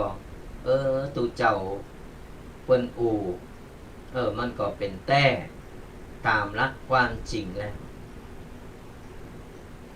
และเขาก็สามารถนำไปสอนลูกสอนหลานไปบอกกล่าวกับลูกกับหลานของเขาเป็นอย่างอี้เนอเป็นอย่างอี้เนอเฮาแนะแนวจี้ช่องทางละอ่อนได้เวลาละอ่อนลูกหลานมาเล่นโต้ยนี่มาเล่นโต้ยเฮาก็บอกก็กล่าวสอนไปเตอน้อยละอ่อนมันก็จะซึมซับไปเองมันก็จะเห็นหู้ไปเองมันมานั่งฟังเหมือนอีปออีแม่มายกมานั่งฟังกันอย่างนี้มันฟังหลอกละอ่อนใช่ไหมเดียวสื่อการละเล่นอย่างต่างๆนานามันมีเปิดเลิกมันมีมาติ๊กจนเฮาโตยปอบตันเนี่ยถึงวันนี้เทคโนโลยีต่างๆนานาเนี่ยโอ้ยเพราะฉะนั้นแล้วเนี่ยเฮาก็ต้องสอดแทรกและก็เสริมละอ่อนเนี่ยมันได้ซึมซับเข้าไปพ้องก็เอาปล่อยปะละเลยละอ่อนบักเก่าวัดเก่าว่าละอ่อนบ่สนใจเรื่องในศีลในธรรมต่อไปนี่ข่าวถึงวันในวันนักแล้วนะถ้าพอข่าวต่อไปเนี่ยมันจะนักหรือเก่านะเพราะว่าละอ่อนบ่มีศีลธรรมอยู่ในจิตในใจอย่างน้อยก็มันได้ฟังได้มีศีลธรรมอยู่ในใจมันจะชุกคิดได้ว่าทำอย่างอี้บ่ดีทำอย่างอี้บ่โคนบ่เหมาะตึงวันนี้พอเจอละอ่อนและละอ่อนมอโคบ2โคบนี่กำโทรศัพท์กันเนี่ยแอนแวนกันไปโบเคไปเคมาเคไปเคมาก้มหน้าก้มตากันอยู่พดแถวคนเฒ่าคนแก่บนประเดียวนี่นะกำโทรศัพท์ไอ้อันก้มหน้าก้มตานี่อยู่คนจอกไปแล้วมันก็ดีไปอย่างศรัทธาญาติโยมมันดีอย่างไรคือเราอ่อนไม่ต้องไปให้ที่ไหนเอาโทรศัพท์อีกเครื่องมันนั่งอยู่ในห้องวันคำลาทำลาเข้าบ่มกิน เนี่ยมันเป็นอย่างนี้แต่ทั้งนี้ทั้งนั้นมันก็มีถึงคุณถึงโทษเนอะเฮาก็ต้องเตือนต้องบอกเฮาต้องแยกละอ่อนตัวเราต้องคอยดูแลแบบห่างๆกันละอ่อนจะไปปล่อยปะละเลยล่ะยิงไก่เปิดเทอมมาแล้วเนี่ยวันที่17นี่เนาะสามเณรในวัดนี่ก็เกมโตที่จะไปอันนี้ก็เหมือนกันนะสาญาติโยมจะแป้จับปากนี่ตู้เจ้าบ่มีลูกนะแต่มีเนนเนี่ย2-3 ตนนี่โป้ตนปากวันคำตึงเจ้าตึงแรงมันตึงเคอยู่ ก็เฮาก็ต้องสอดแทรกเข้าไป เขาฮัดเยการทำงานพองกวาดวัดกวาดว่าพองแล้วก็ธรรมะเขาไปพองเขาเล่นเป็นเวลาถึงเวลาเล่นเขาก็ปล่อยเขาเล่นพักผ่อนของในวัยของเขามันเป็นวัยของเปิ้นเขาจะไปกักล่ำมันก็บ่ได้เล่นนักล่ำก็บ่ได้เขาหมอกเดี๋ยวกลายเป็นเป็นสมองเบอร์เป็นโลกในอนาคตไปว่าจะในโลกปัจจุบันมันเป็นโลกอนาคตที่เพ้อฝันไปต่างๆนานามันพออย่างมันก็จะจินตนาการไปอย่างนั้นตามนั้นพอลูกพอหลานนะพ่องไปมันเล่นกันหนักเป็นเวลาปัจจัยว่ามีเวลาพอลูกมีเวลาเอาโทรศัพท์อันมันเล่นนะสุดท้ายหลายล้านเนอะสระญาติโยมที่เป็นข่าวมานี่นะกลายเป็นตานี่แดงเส้นเลือดในสายตาบอดเส้นเลือดในสายตาแตกก็มีสมองนี่เบอร์จำอย่างบ่ได้เหมือนเป็นห้องว่าสมองมันฝ่อมันไปเพราะฉะนั้นแล้วเนี่ยอันตรายเหมือนกันเนอะ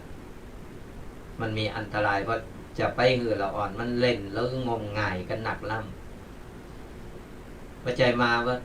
ก็มันเล่นมันก็อยู่วันคำกับมันก็ดีดูมันไปไหนดูก็ดีกับมันเป็นปากดีมันดักแซบเล่นคนเดียวนั่นแหละมันดีอย่างเสียอย่างนะพอไปเห็นหนังสือแล้วมันเห็นบ่ฮู้เริงเลยแล้วมันจะติดแล้วก็เล่นอยู่คืนหงวันคำยิงละอ่อนวัยรุ่นนี่เริ่มแตกเนิ่นหนุ่มนี่นะอันนี้ซ้ำอันตรายนะบอก13-14นี่ซ้ำอันตรายเนี่ยเพราะฉะนั้นเนี่ยจะไปลาสาเพราะว่าไอ้แต่แป๊บอันเดียวเนี่ยมันมีหันหมดเนอะสดาญาติโยมต่างหลายมันมีกูสิ่งกูอย่างใครพอไอ้ยังใครซื้อไอ้ยังใครสั่งไอ้ยังมันจะแป๊บอันเดียวนี่เนี่ยกดส่งอย่างเดียวมันตึงเดียวกำเดียวกับมาสั่งไปตลอดถึงวันเนี่ยมันต้องออกไปซื้อกาดของกินนะกดกำเดียวปุ๊บเดี๋ยวมาละรถเครื่องมาแล้วมาส่งถึงตี มันสะดวกสบายก็เอาใจของมันถูกตั้งมันก็ถูกตั้งใจหาเงินก็ได้เป็นวันไปตกงานไปขายออนไลน์นะนั่งอยู่กับบาทก็ขายของได้มันต้องไปเปิดร้านเนี่ยเทคโนโลยีถึงวันนี้มันก้าวไกลมันก้าวหน้าแต่ทั้งนี้ทั้งนั้นมีตึงโทษมีตึงคุณก็ใจคือมันมีประโยชน์ก็เอาใจในทางปฏิบัติดีก็ภัยเข่าโตเหมือนกันก็เป็นการเอายิบยกเอามาเตือนสัตยาติโยมเนี่ยเอาไปบอกลูกบอกหลานสอนลูกสอนหลานว่าตุปีแดงวัดมงน้อยเปิ้นอู่มาอย่างเปิ้นหันเปิ้นหู้มาเปิ้นเอามาเล่าสู่ฟังสู่เขาจะไปไปทำเนมันบาดีอย่างอันบาดีอย่างนี้นี่เป็นการธรรมะเราอ่อนเหมือนกันสัตยาติโยมเอาละตอนนี้ก็อู่มาก็ปอกโคนเลอเวลาแหม35 นาทีตอนนี้เราจะเปิดสายหน้าใหม่สระญาติโยมเนี่ยได้มาอู่มามาคือกำลังอกกำลังใจกันระหว่างที่รอสายหน้าใหม่ทุกปีก็จะอู่ไปเรื่อยๆถ้าไผตีสามารถกดหรือว่ากดโทรศัพท์ได้เร็วก็โทรเข้ามาได้เปิดสายหน้าใหม่แล้วโ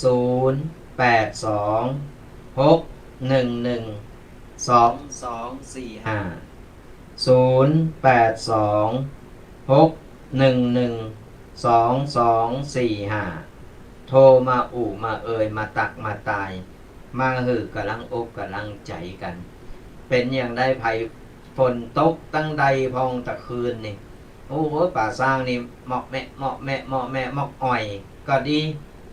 หมอกรับโมนนี่เหมือนกันนะ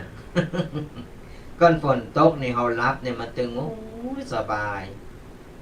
พัดลมก็บ่ต้องเปิดมันเย็นธรรมชาติรับปุ้ยโมนหรือว่าที่อื่นตกหนัก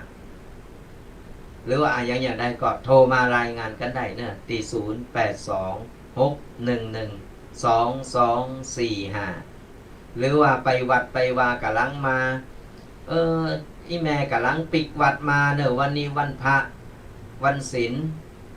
กำลังปีกมาฟังบาตันก็สามารถย้อนหลังได้เนอะสถานญาติโยมไปพอทั้ง Facebook ทั้งช่อง YouTube ฟังย้อนหลังได้ตอนนี้มันทันสมัยอย่างที่ว่านะมันทันสมัยน่ะสามารถพอย้อนหลังฟังย้อนหลังได้ทาง YouTube หรือว่าทาง Facebook หรือตามกลุ่มต่างๆก็สามารถย้อนหลังได้โทรมาคือกำลังอกกำลังใจกันได้0826112245ก็โทรกันเข้ามาได้เนอะ ก่อนอื่นก็ขออนุโมทนาบุญกับคณะญาติโยมที่กดไลค์กดแชร์ไปทาง Facebook หรือช่อง YouTube ก็ตามกดไลค์กดแชร์มาเดียวหลังจากจบรายการแล้วทุกปีก็จะได้คอมเมนต์จะได้ตอบไปทีละคนละคนเนาะตีคอมเมนต์มาก็ขออนุโมทนาบุญกดไลค์กดแชร์กันตัวเนอะแชร์ธรรมะเป็นการหือบุญหือกุศลเป็นการหือธรรมะกะคนตีเปิ้นเบาหู้เป็นการหือธรรมะคนที่เปิ้นจากที่เปิ้นเบาหู้เปิ้นก็จะได้หู้จากที่เปิ้นหู้แล้วเปิ้นนำไปปฏิบัติเฮาก็ได้บุญได้กุศลเป็นการหือธรรมะอย่างหนึ่งก็กดไลค์กดแชร์กันไปก็โทรกันเข้ามาได้0826112245วันนี้เป็นอย่างใดดักแซบนอตะวานี่ยาบตันเปิดสายหน้าไมโทรมาโลวันนี้สงสัยอยู่ที่วัดอยู่ก้าอย่าลืมว่ายมบัตันปิดตื่นก็ว่าเป็นหยังก็อู่กันไปเรื่อยๆเนาะสดาญาติโยมทั้งหลายอู่กันไปเรื่อยๆทุกปีก็จะนำสาระต่างๆมาอู่มาสดาญาติโยมกัน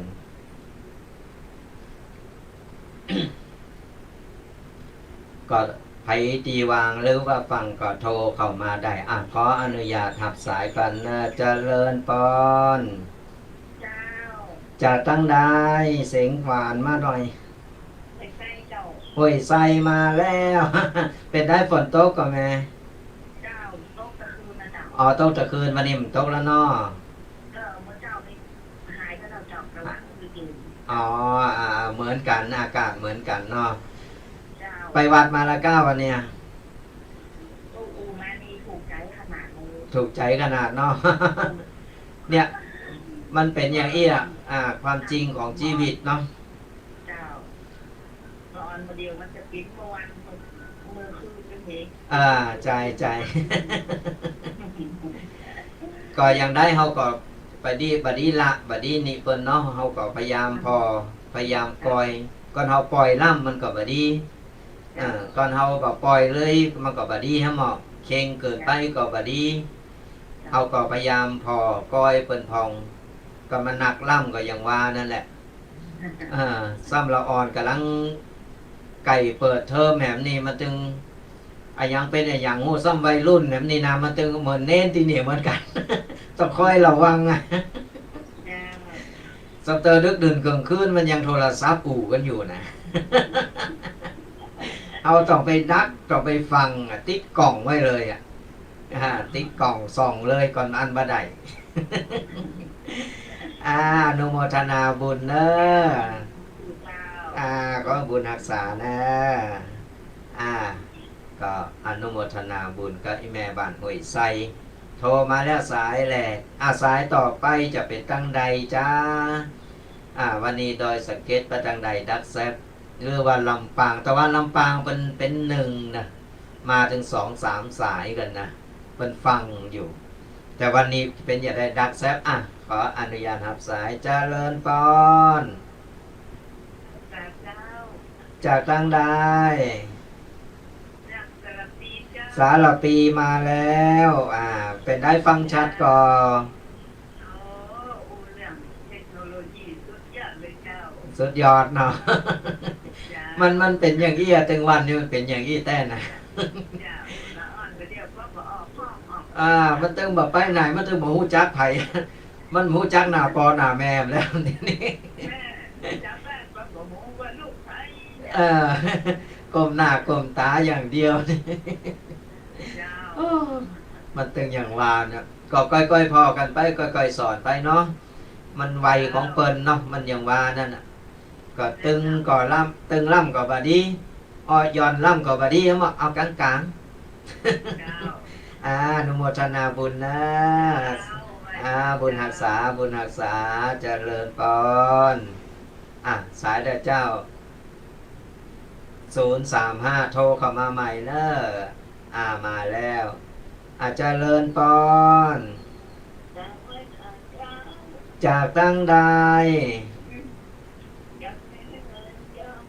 แม่หอยเงินวันนี้เป็นได้เสียง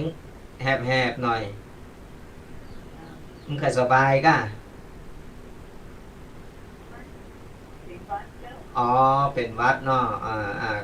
ดูแลสุขภาพหน่อยตอนนี้อากาศมันเปลี่ยนแปลงเนอะพายุมันเข่า ต้องดูแลสุขภาพตัวเก่าตัวเองระวังหลายอย่างเนาะระวังตึงโรคภัยไข้เจ็บตึงระวังตึงอุทกภัยวัตภัยต่างๆ ก็ต้องดูแลรักษาสุขภาพฟังชัดเนาะสาธุสาธุบุญรักษาเนอะโอ้ยอีแม่เปิ้นนั้นบ่ค่อยสบายเพิ่นก็ยังอุตส่าห์โทรมาก็อนุโมทนาบุญเนอะรักษาตัวเนอะรักษาตัวอย่างว่าตอนนี้พายุมันเข้าสนะญาติโยมทั้งหลายพายุมันเข้าโน่นทำหลายวันอยู่ทำหลายวันก็กว่าจะหายไปเดี๋ยวก็มาเดี๋ยวก็ไปเดี๋ยวก็มาเดี๋ยวก็ไประวังหลายด่านหลายอันน่ะ ระวังหลายด่านหลายอันตึงพายุว่ะตึงโควิดว่ะโอ้ไปทางใดมันจะโอ้ยเนาะแต่ยังจะเกิดมันก็เกิดสนาญาติโยมทั้งหลายไปโกล่ำมันก็บดีโกล่ำมันก็บดีคนเฮาหับสายก่อนเนาะเจริญปอนสารากลางมารายงานตัวแล้วแฟนพันธ์แท้ เดี๋ยววันหลังจะแปลงโหลย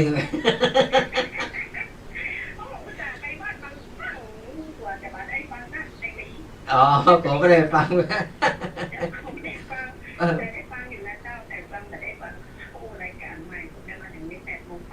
อ๋อยังดียังได้ฟังอยู่หน่อยนึงดีละวันนี้เป็นละเฮาเป็นหนีเฮาไปหับตาเนี่ยมันนี่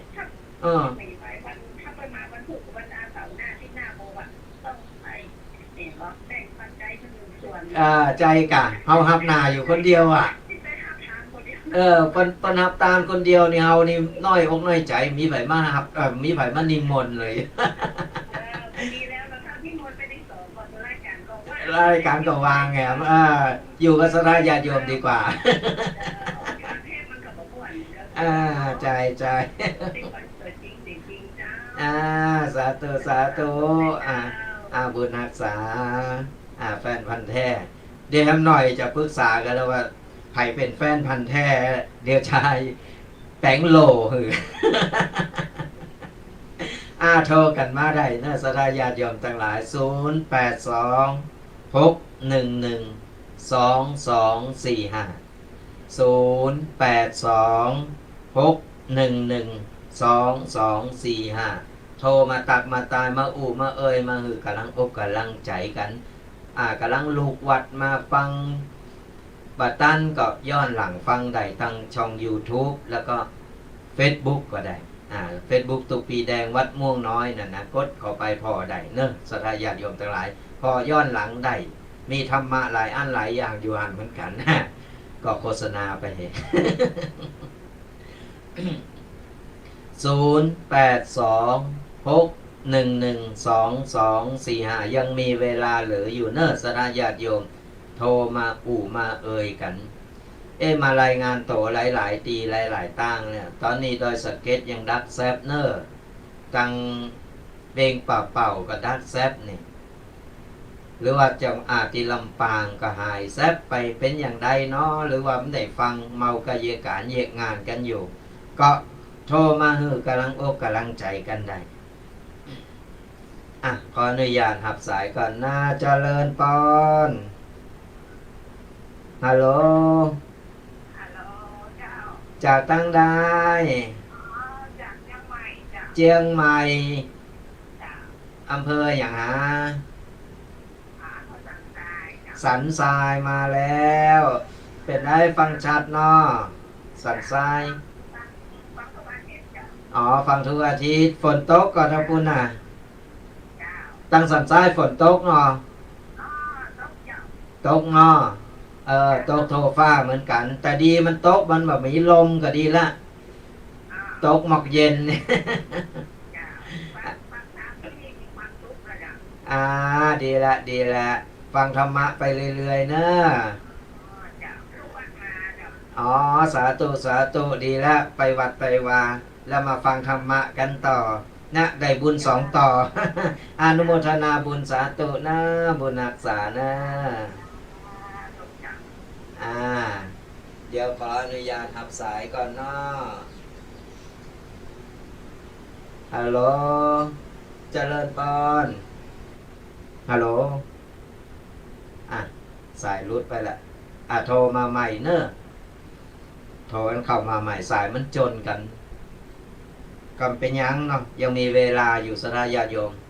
โทรมาอู่มาเอ่ยมากำลังอกกำลังใจกันหลายคนหลายท่านกำลังลุกวัดลุกวามาดีละบัดนี้ลืมวัดลืมวากันเนอะสราญาติโยมทั้งหลายพอมันหลายเจนหลายโจอายุคนมาแล้วเนาะเฮาก็ไปปล่อยหือวัดมันหมองไปปล่อยหือตุเจ้ามันเนนอยู่กันก็งอกแง่อยู่กันในวัดในวาเฮาก็ไปเยี่ยมไปใจไปแอวไปอู่ไปเอ่ยไปตักไปตายคือกำลังอกกำลังใจเปิ้นก็ดีเจริญปอน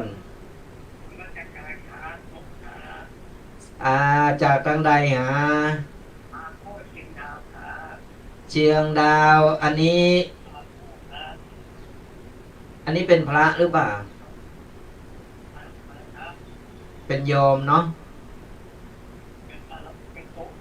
เป็นตู้เจ้าสาธุนมัสการเป็นไงชัดไหมฟังชัดไหมฮัลโหลได้ยินละทางโน้นฟังชัดไหม104ชัดเจนเนาะจากเชียงดาวเนาะ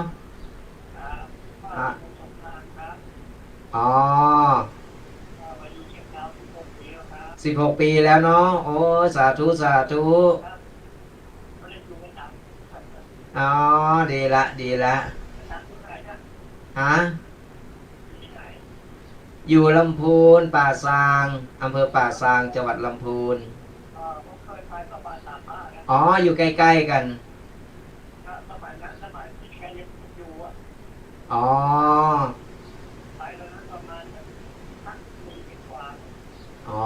ครับ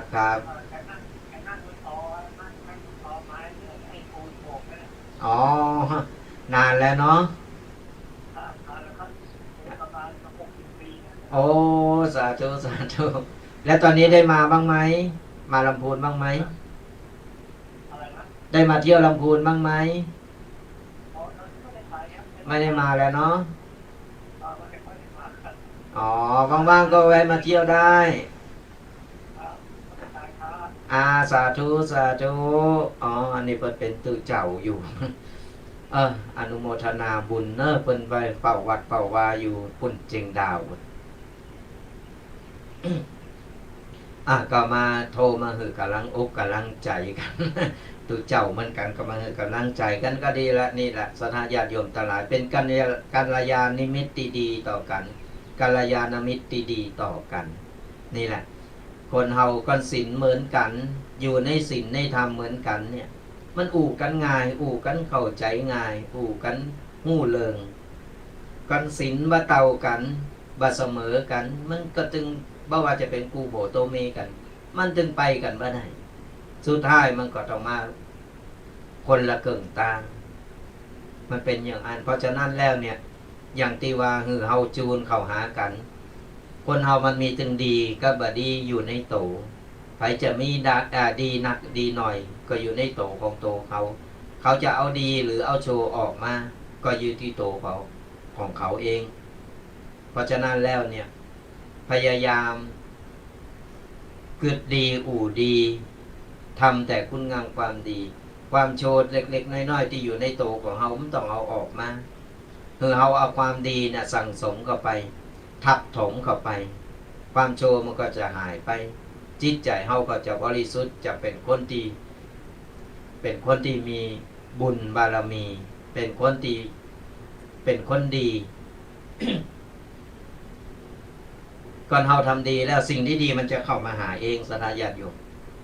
เฮาไม่ต้องไปกองหาหรอกถึงเวลาถึงตอนนั้นแล้วเฮาจะรู้เองว่าอ๋อสิ่งที่เฮาได้สร้างได้ทำเอาไว้เนี่ยมันได้ย้อนกลับมาหาเฮาแล้วนี่แหละอันนี้เรื่องจริงศรัทธาญาติโยมทุกปีได้เจอมาเองเลยได้ประสบมาด้วยตัวเองถึงได้รู้ว่าอ๋อการทำคุณงามความดีสักวันหนึ่ง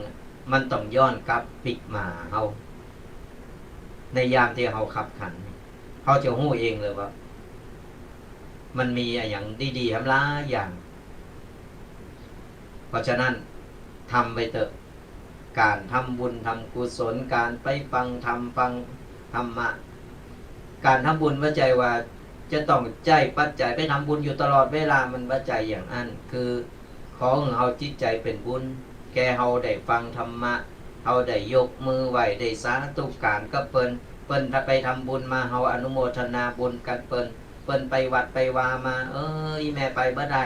ไปไหนมาไปวัดมาอนุโมทนาบุญตัวเนอะเฮาก็เป็นบุญได้กุศลเหมือนกันเฮาก็ได้บุญได้กุศล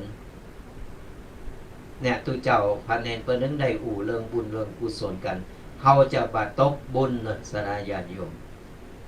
สั่งสมไปวันละนิดละหน่อยวันละเล็กละน้อยนี่เมื่อน้ำฝนเนี่ยที่มันตกลงมาเนี่ยทีละย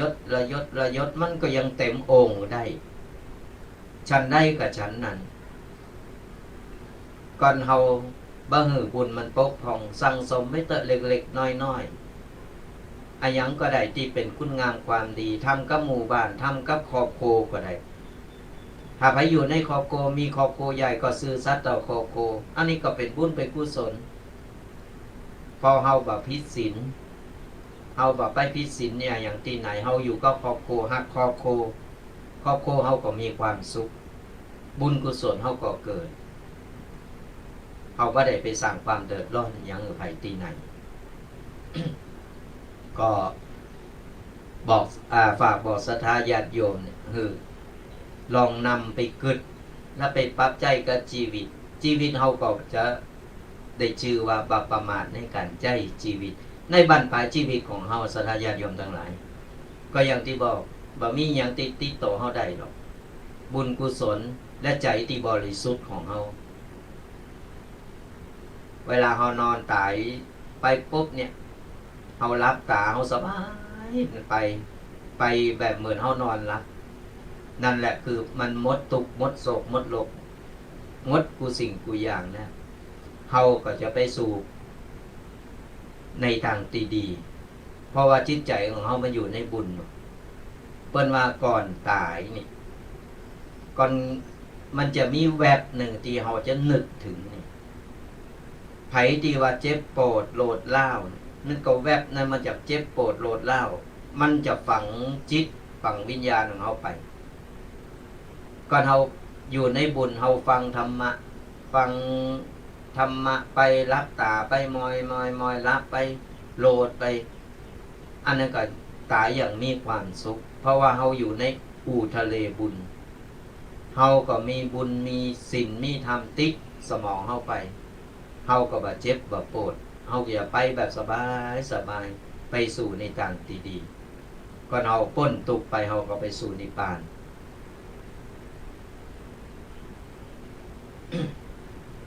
ก็ถึงบอกว่าศรัทธาญาติโยมเนี่ยมันฟังธรรมมันทุกเจ้าพระเนรกูรูกูตนในเดี๋ยวช่วงนี้อย่างที่ว่านั่นแหละช่วงนี้เทคโนโลยีมันเก่าไกลอยู่ในบ้านก็ฟังธรรมะได้ฟังทุกเจ้าพระเนรหลายรูปหลายตนเปิ้นก็ก้อนใกล้เอาธรรมะหลายๆต่างหลายตีมามาบอกมากล่าวบางตีเปิ้นก็มาบอกบุญบอกกุศลหรือเอาจี้นำต่างในต่างตีถูกต้องคือเฮาเดินตามพระธรรมคำสอนเดินตามน้ำธรรมคำสอนเนี่ยชีวิตเฮาจะประมาทชีวิตเฮาก็จะมีความสุขประสบความสำเร็จบาเสจากเกิดในการที่ว่าเกิดมาจานนี่นะจานหน้าเฮาอย่าบอกฮู้เฮาจะไปอยู่ตั้งใดเพราะฉะนั้นแล้วเฮาเนี่ยในเมื่อเฮาได้เกิดมาในศาสนาพุทธแล้วเฮาได้เห็นฮู้ได้มีน้ำธรรมคำสอนแล้วเนี่ยถือว่าโชคดีที่สุดเพราะว่ามีธรรมะคอยนำต่างคอยจี้ต่างเดินในชีวิตของเฮาคือเฮาเนี่ยได้เดินทางในทางที่ถูกถึงบอกว่าจะเยกจะทำอะไรอย่างในมือเฮายังคนอยู่เฮาเตียวใดไปเป็นทำไปเถอะว่าต้องไปรอวันนั้นรอวันนี้สุดท้ายแล้วว่าได้ไปสักกรรมก็ฝากสราญาติโยมไว้เป็นข้อคิดยังมีโทรศัพท์อยู่ก่อนมีโทรศัพท์ก็โทรกันเข้ามาได้ยังจะหับสายได้ประมาณสายหรือ2สายแล้วก็เดี๋ยวเราจะปิดรายการก่อนที่จะรอสายนาไมจากสราญาติโยมโทรเข้ามาแหมนั่นตุปีก็ขอบอกบุญไปแหมอย่างหนึ่ง ตอนนี้ทางวัดโมงน้อยของเฮานี่กำลังปูโตนอนสราญาติโยมต่างหลายเพราะอันเก่านี่มันใจมาเมินแล้วมันปลักหักทางมันสุดลงไปฝนตกมาก็น้ำนองเต็มเตียวก็บ่ได้เพราะฉะนั้นแล้วก็เลยปรึกษากับคณะกรรมการยังเรียบร้อยก็เลยตกลงกันว่าปูโตนอนจำนวน450 ตารางเมตรก็เลยบอกบุญศรัทธาญาติโยมกันศรัทธาญาติโยมไผไข่หอมบุญไข่โลมบุญใหญ่ในครั้งนี้ก็ติดต่อสอบถามมาได้ตามเบอร์โทรหน้าไมค์ก็ได้เนอะเบอร์เดียวกันนี่0826112245ตารางเมตรละ350 บาทหรือว่าศรัทธาญาติโยมใครได้โลมบุญเหมือนกันแต่เอามาถึงได้ก็ได้ว่าเป็นอย่างศรัทธาญาติโยม5 บาท10 บาทก็เป็นบุญเหมือนกันเนอะก็สามารถโทรมาโทรมาไผอยู่ไกลอยู่หิ้มก็สามารถมาลงบุญกันได้หรือไผอยู่ต่างจังหวัดบ่สามารถมาได้ก็โทรกันเข้ามาถามว่าทุกปีจะมีช่องทางใดที่จะลงทำบุญใดก็สามารถติดต่อมาได้ที่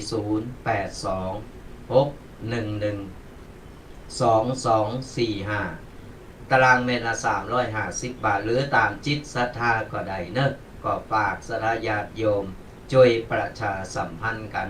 เพราะว่าเราต้องใจงบประมาณที่หนักและตอนนี้ก็ยังขาดเจ้าภาพที่จะมาลงบุญกันก็ยังขาดน้ำหนักอยู่เพราะฉะนั้นแล้วเนี่ยก็บอกบุญมาอย่างศรัทธาญาติโยมที่กำลังฟังรายการอยู่ว่าใครมีจิตศรัทธาใครลงบุญจะหนักจะหน่อย5 บาท10 บาทตามจิตศรัทธาก็ได้แต่หรือจะเอาตารางเมตรก็350 บาทตอนนี้เราจะใจพื้นที่อยู่450 ตารางเมตรเนื้อศรัทธาญาติโยมฝากกันเอาไว้เจริญพร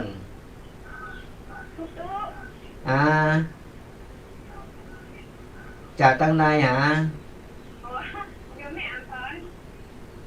โยมแม่อับสอนอ๋อแม่อภัยเนาะแม่อภรFC รายการอยู่ FC Facebook ตัว ฟังชัดเนาะ นี่ชาติเจ้าชาติดีเพราะว่าก็หาลูกกันปักมานี่เจ้า อ๋อสาธุสาธุ ที่ดูแม่เอาผู้ชายของท่านลูกตู้แฮบอะไรอย่าง อ๋อพระป่านั่นเป็นของสปุงน้อยเนาะเยอะตุปีเคเพิ่นฮับแล้ว เจ้าแล้วก็เดียวไอ้กีบนั่นก้อนก็ได้อย่าง อ๋อเป็นตารางเมตรละ350 บาท อ๋อเจ้ากระเดีย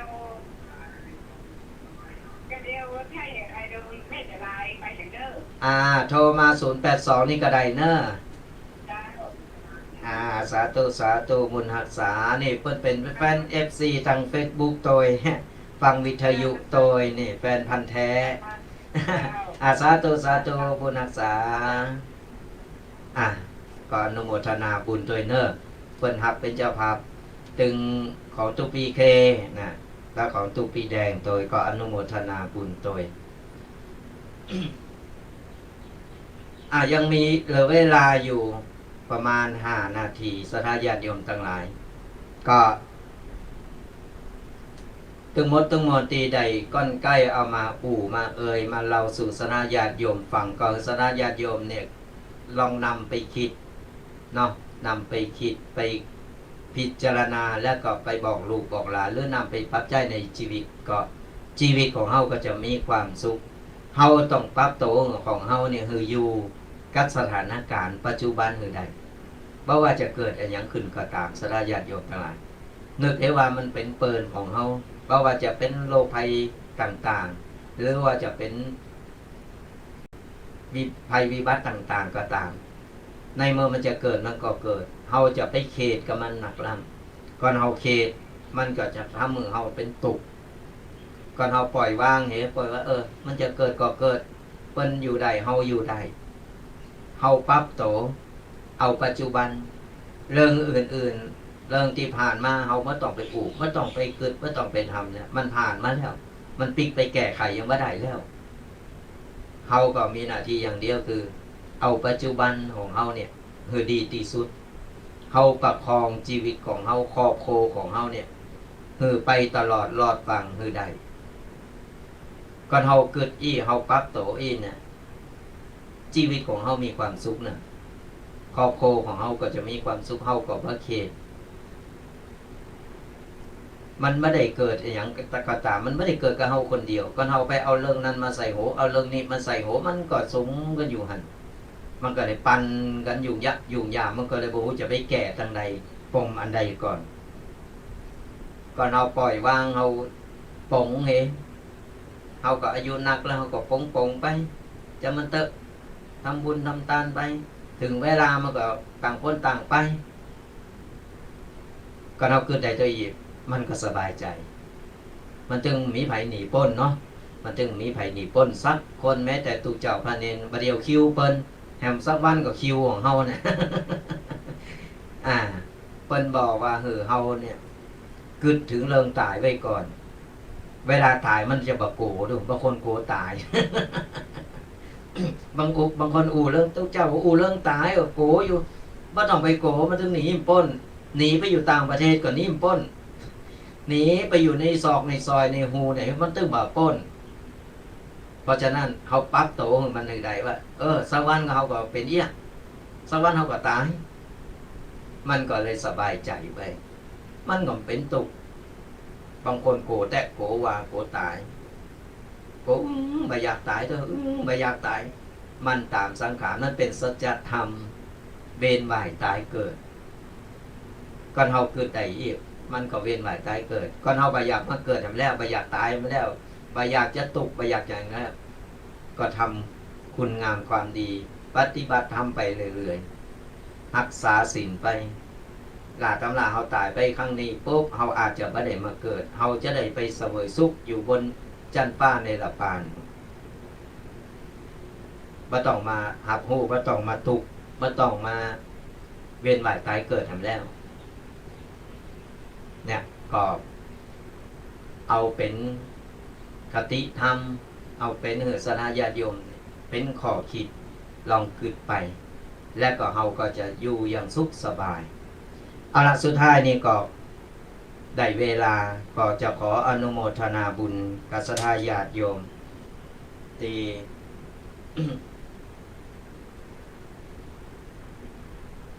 ที่ได้สดับหับฟังและก็ได้โทรมามาหือกะมามามาหือกำลังอกกำลังใจกันก็สุดท้ายนี้จะปั่นป้อนหือสระญาติโยมเนี่ยที่กำลังสดับหับฟังอยู่ก็หือจูคนเนี่ยจงหายตุกหายโศกหายโลกหายภัยหายเจ็บหายไข้นึกหวังสิ่งใดก็ขอให้สมปรารถนากุสิ่งกุปการเงินทองไหลมาเทมาอย่าได้ขาดสายขอให้เงินต่อเงินต่อเงินต่อเงินทำการงานใดๆเจริญก้าวหน้าทำมาก้าขายร่ำรวยทำให้ทำสนได้ผลผลิตเจริญงอกงามขายได้ราคาสุขภาพร่างกายแข็งแรงแคล้วขาดปลอดภัยอายุมั่นขวัญยืนมีโจกมีใจหือบุญปกปักรักษาคุ้มครองกันกูคนเนอขอเจริญพร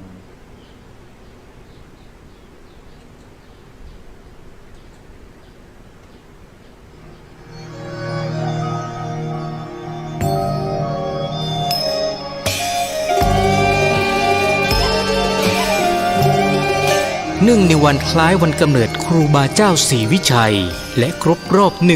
144 ปีในวันเสาร์ที่11มิถุนายน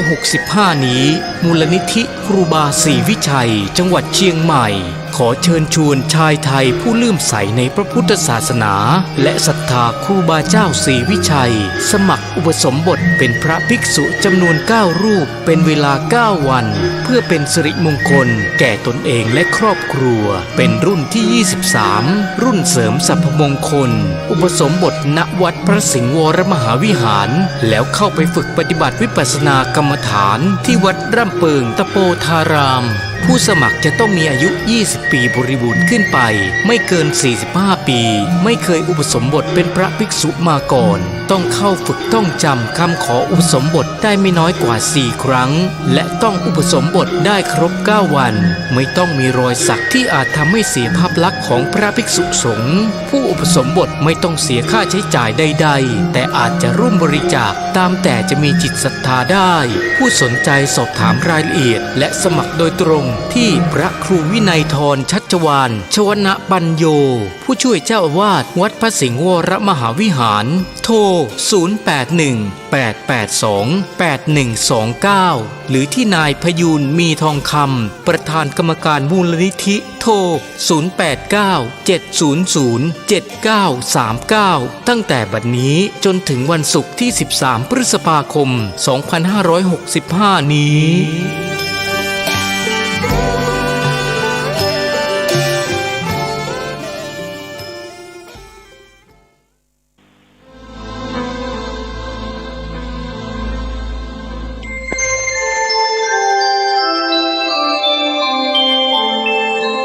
ขณะนี้ท่านกำลังฟังสถานีวิทยุกระจายเสียง FM 104.5 เมกะเฮิรตซ์ขอยกมือ10 นิ้วไหว้สาพระติรัตนแก้วเจ้าทั้ง3ประการอันมีพระพุทธเจ้าพระธรรมเจ้าพระสงฆ์เจ้าน้อมไหว้สาปุญญาบารมีธรรมพระเดชพระคุณพระเถรานุเถระเจ้าคณะพระสังฆาธิการสามเณรเจ้าจุตนจุองค์ด้วยความเคารพยิ่งตลอดจนถึงท่านผู้ฟังญาติธรรมครูบาอาจารย์ท่านเจ้าผู้บุญบานล้านนาด้วยความเคารพรักอย่างยิ่งครับผมยินดีต้อนรับเข้าสู่รายการสัปปะเรื่องเมืองล้านนานะครับวันนี้ก็มาฟังรายการจากพ่อน้อยพ่อหนานพ่อจานวัดเนาะวันนี้พ่อหนานนะครับก็จะได้มาน้อมนำเอาเรื่องราวต่างๆนะครับที่มาออกอากาศให้พ่อแม่พี่น้องท่านผู้ฟังหลายเตื้อหลายโหนนะครับก็ฟังกันอยู่เนาะวันนี้ก็จะมีแห่งวันหนึ่งที่ พ่อจารย์พ่อนันไกรสอนนะจะได้มานั่งอู้จาพ่อแม่พี่น้องท่านผู้ฟังญาติธรรมนะครับแฟนรายการทุกท่านทุกคนนะครับฟังได้ที่ขึ้นสถานีวิทยุขึ้น FM นะครับ 104.50 นะครับตั้งอยู่ที่วัดฝ่ายหินนะครับก็ปนันนะครับได้ออกทุกวันอาทิตย์นะครับทุกวันอาทิตย์ประมาณ 10 โมงมื้อเช้าถึง 11 โมงมาฟังรายการสปาเรื่องเมืองล้านนานะครับวันนี้จะมีของอย่างดีๆมาคือพ่อแม่พี่น้องท่านผู้ฟังได้ยินกันแถมฟังดีๆวันนี้เกิดปาฏิหาริย์หลายอย่างเกิดปาฏิหาริย์หลายอย่างของที่เข้ามาหันตัวนี่เกิดปาฏิหาริย์แล้วพ่อแม่พี่น้องท่านผู้ฟังเกิดปาฏิหาริย์เดี๋ยวพ่อหนานจะฟังเนาะจะเล่าฟังว่ามันเป็นจะได้ถ้าอย่างออกไปแล้วนะมันมาใจว่าเป็นมุสาคิจุนะเขาตามที่เขาได้เจอได้พบมาของถ้าไปมุสาไปคิจุก็ตกนรกทั้งเป็นใครจะมาเชื่อถือเนาะมีอย่างใดก็อย่างอันไปวันนี้ปนันจะฟังตั้งใจฟังกันสักหน่อยนึงฟังแล้วอาจจะได้ประโยชน์ก็ได้นะครับวันนี้ก็จะได้มาจาเรื่องฮีบกองของบักเก่าเรื่องปัญญาภูมิปัญญาเรื่องจารีตอิดหอยบ้านเฮาเมืองเฮาสิ่งปาฏิหาริย์ที่ทำกับคนตั้งหลายนะครับที่เปิ่นมาทำพริกไร้กะดีมันปนหนานมาลดน้ำส้มปล่อยมาแก้เคาะแก้ภัยอย่างตั้งหลาย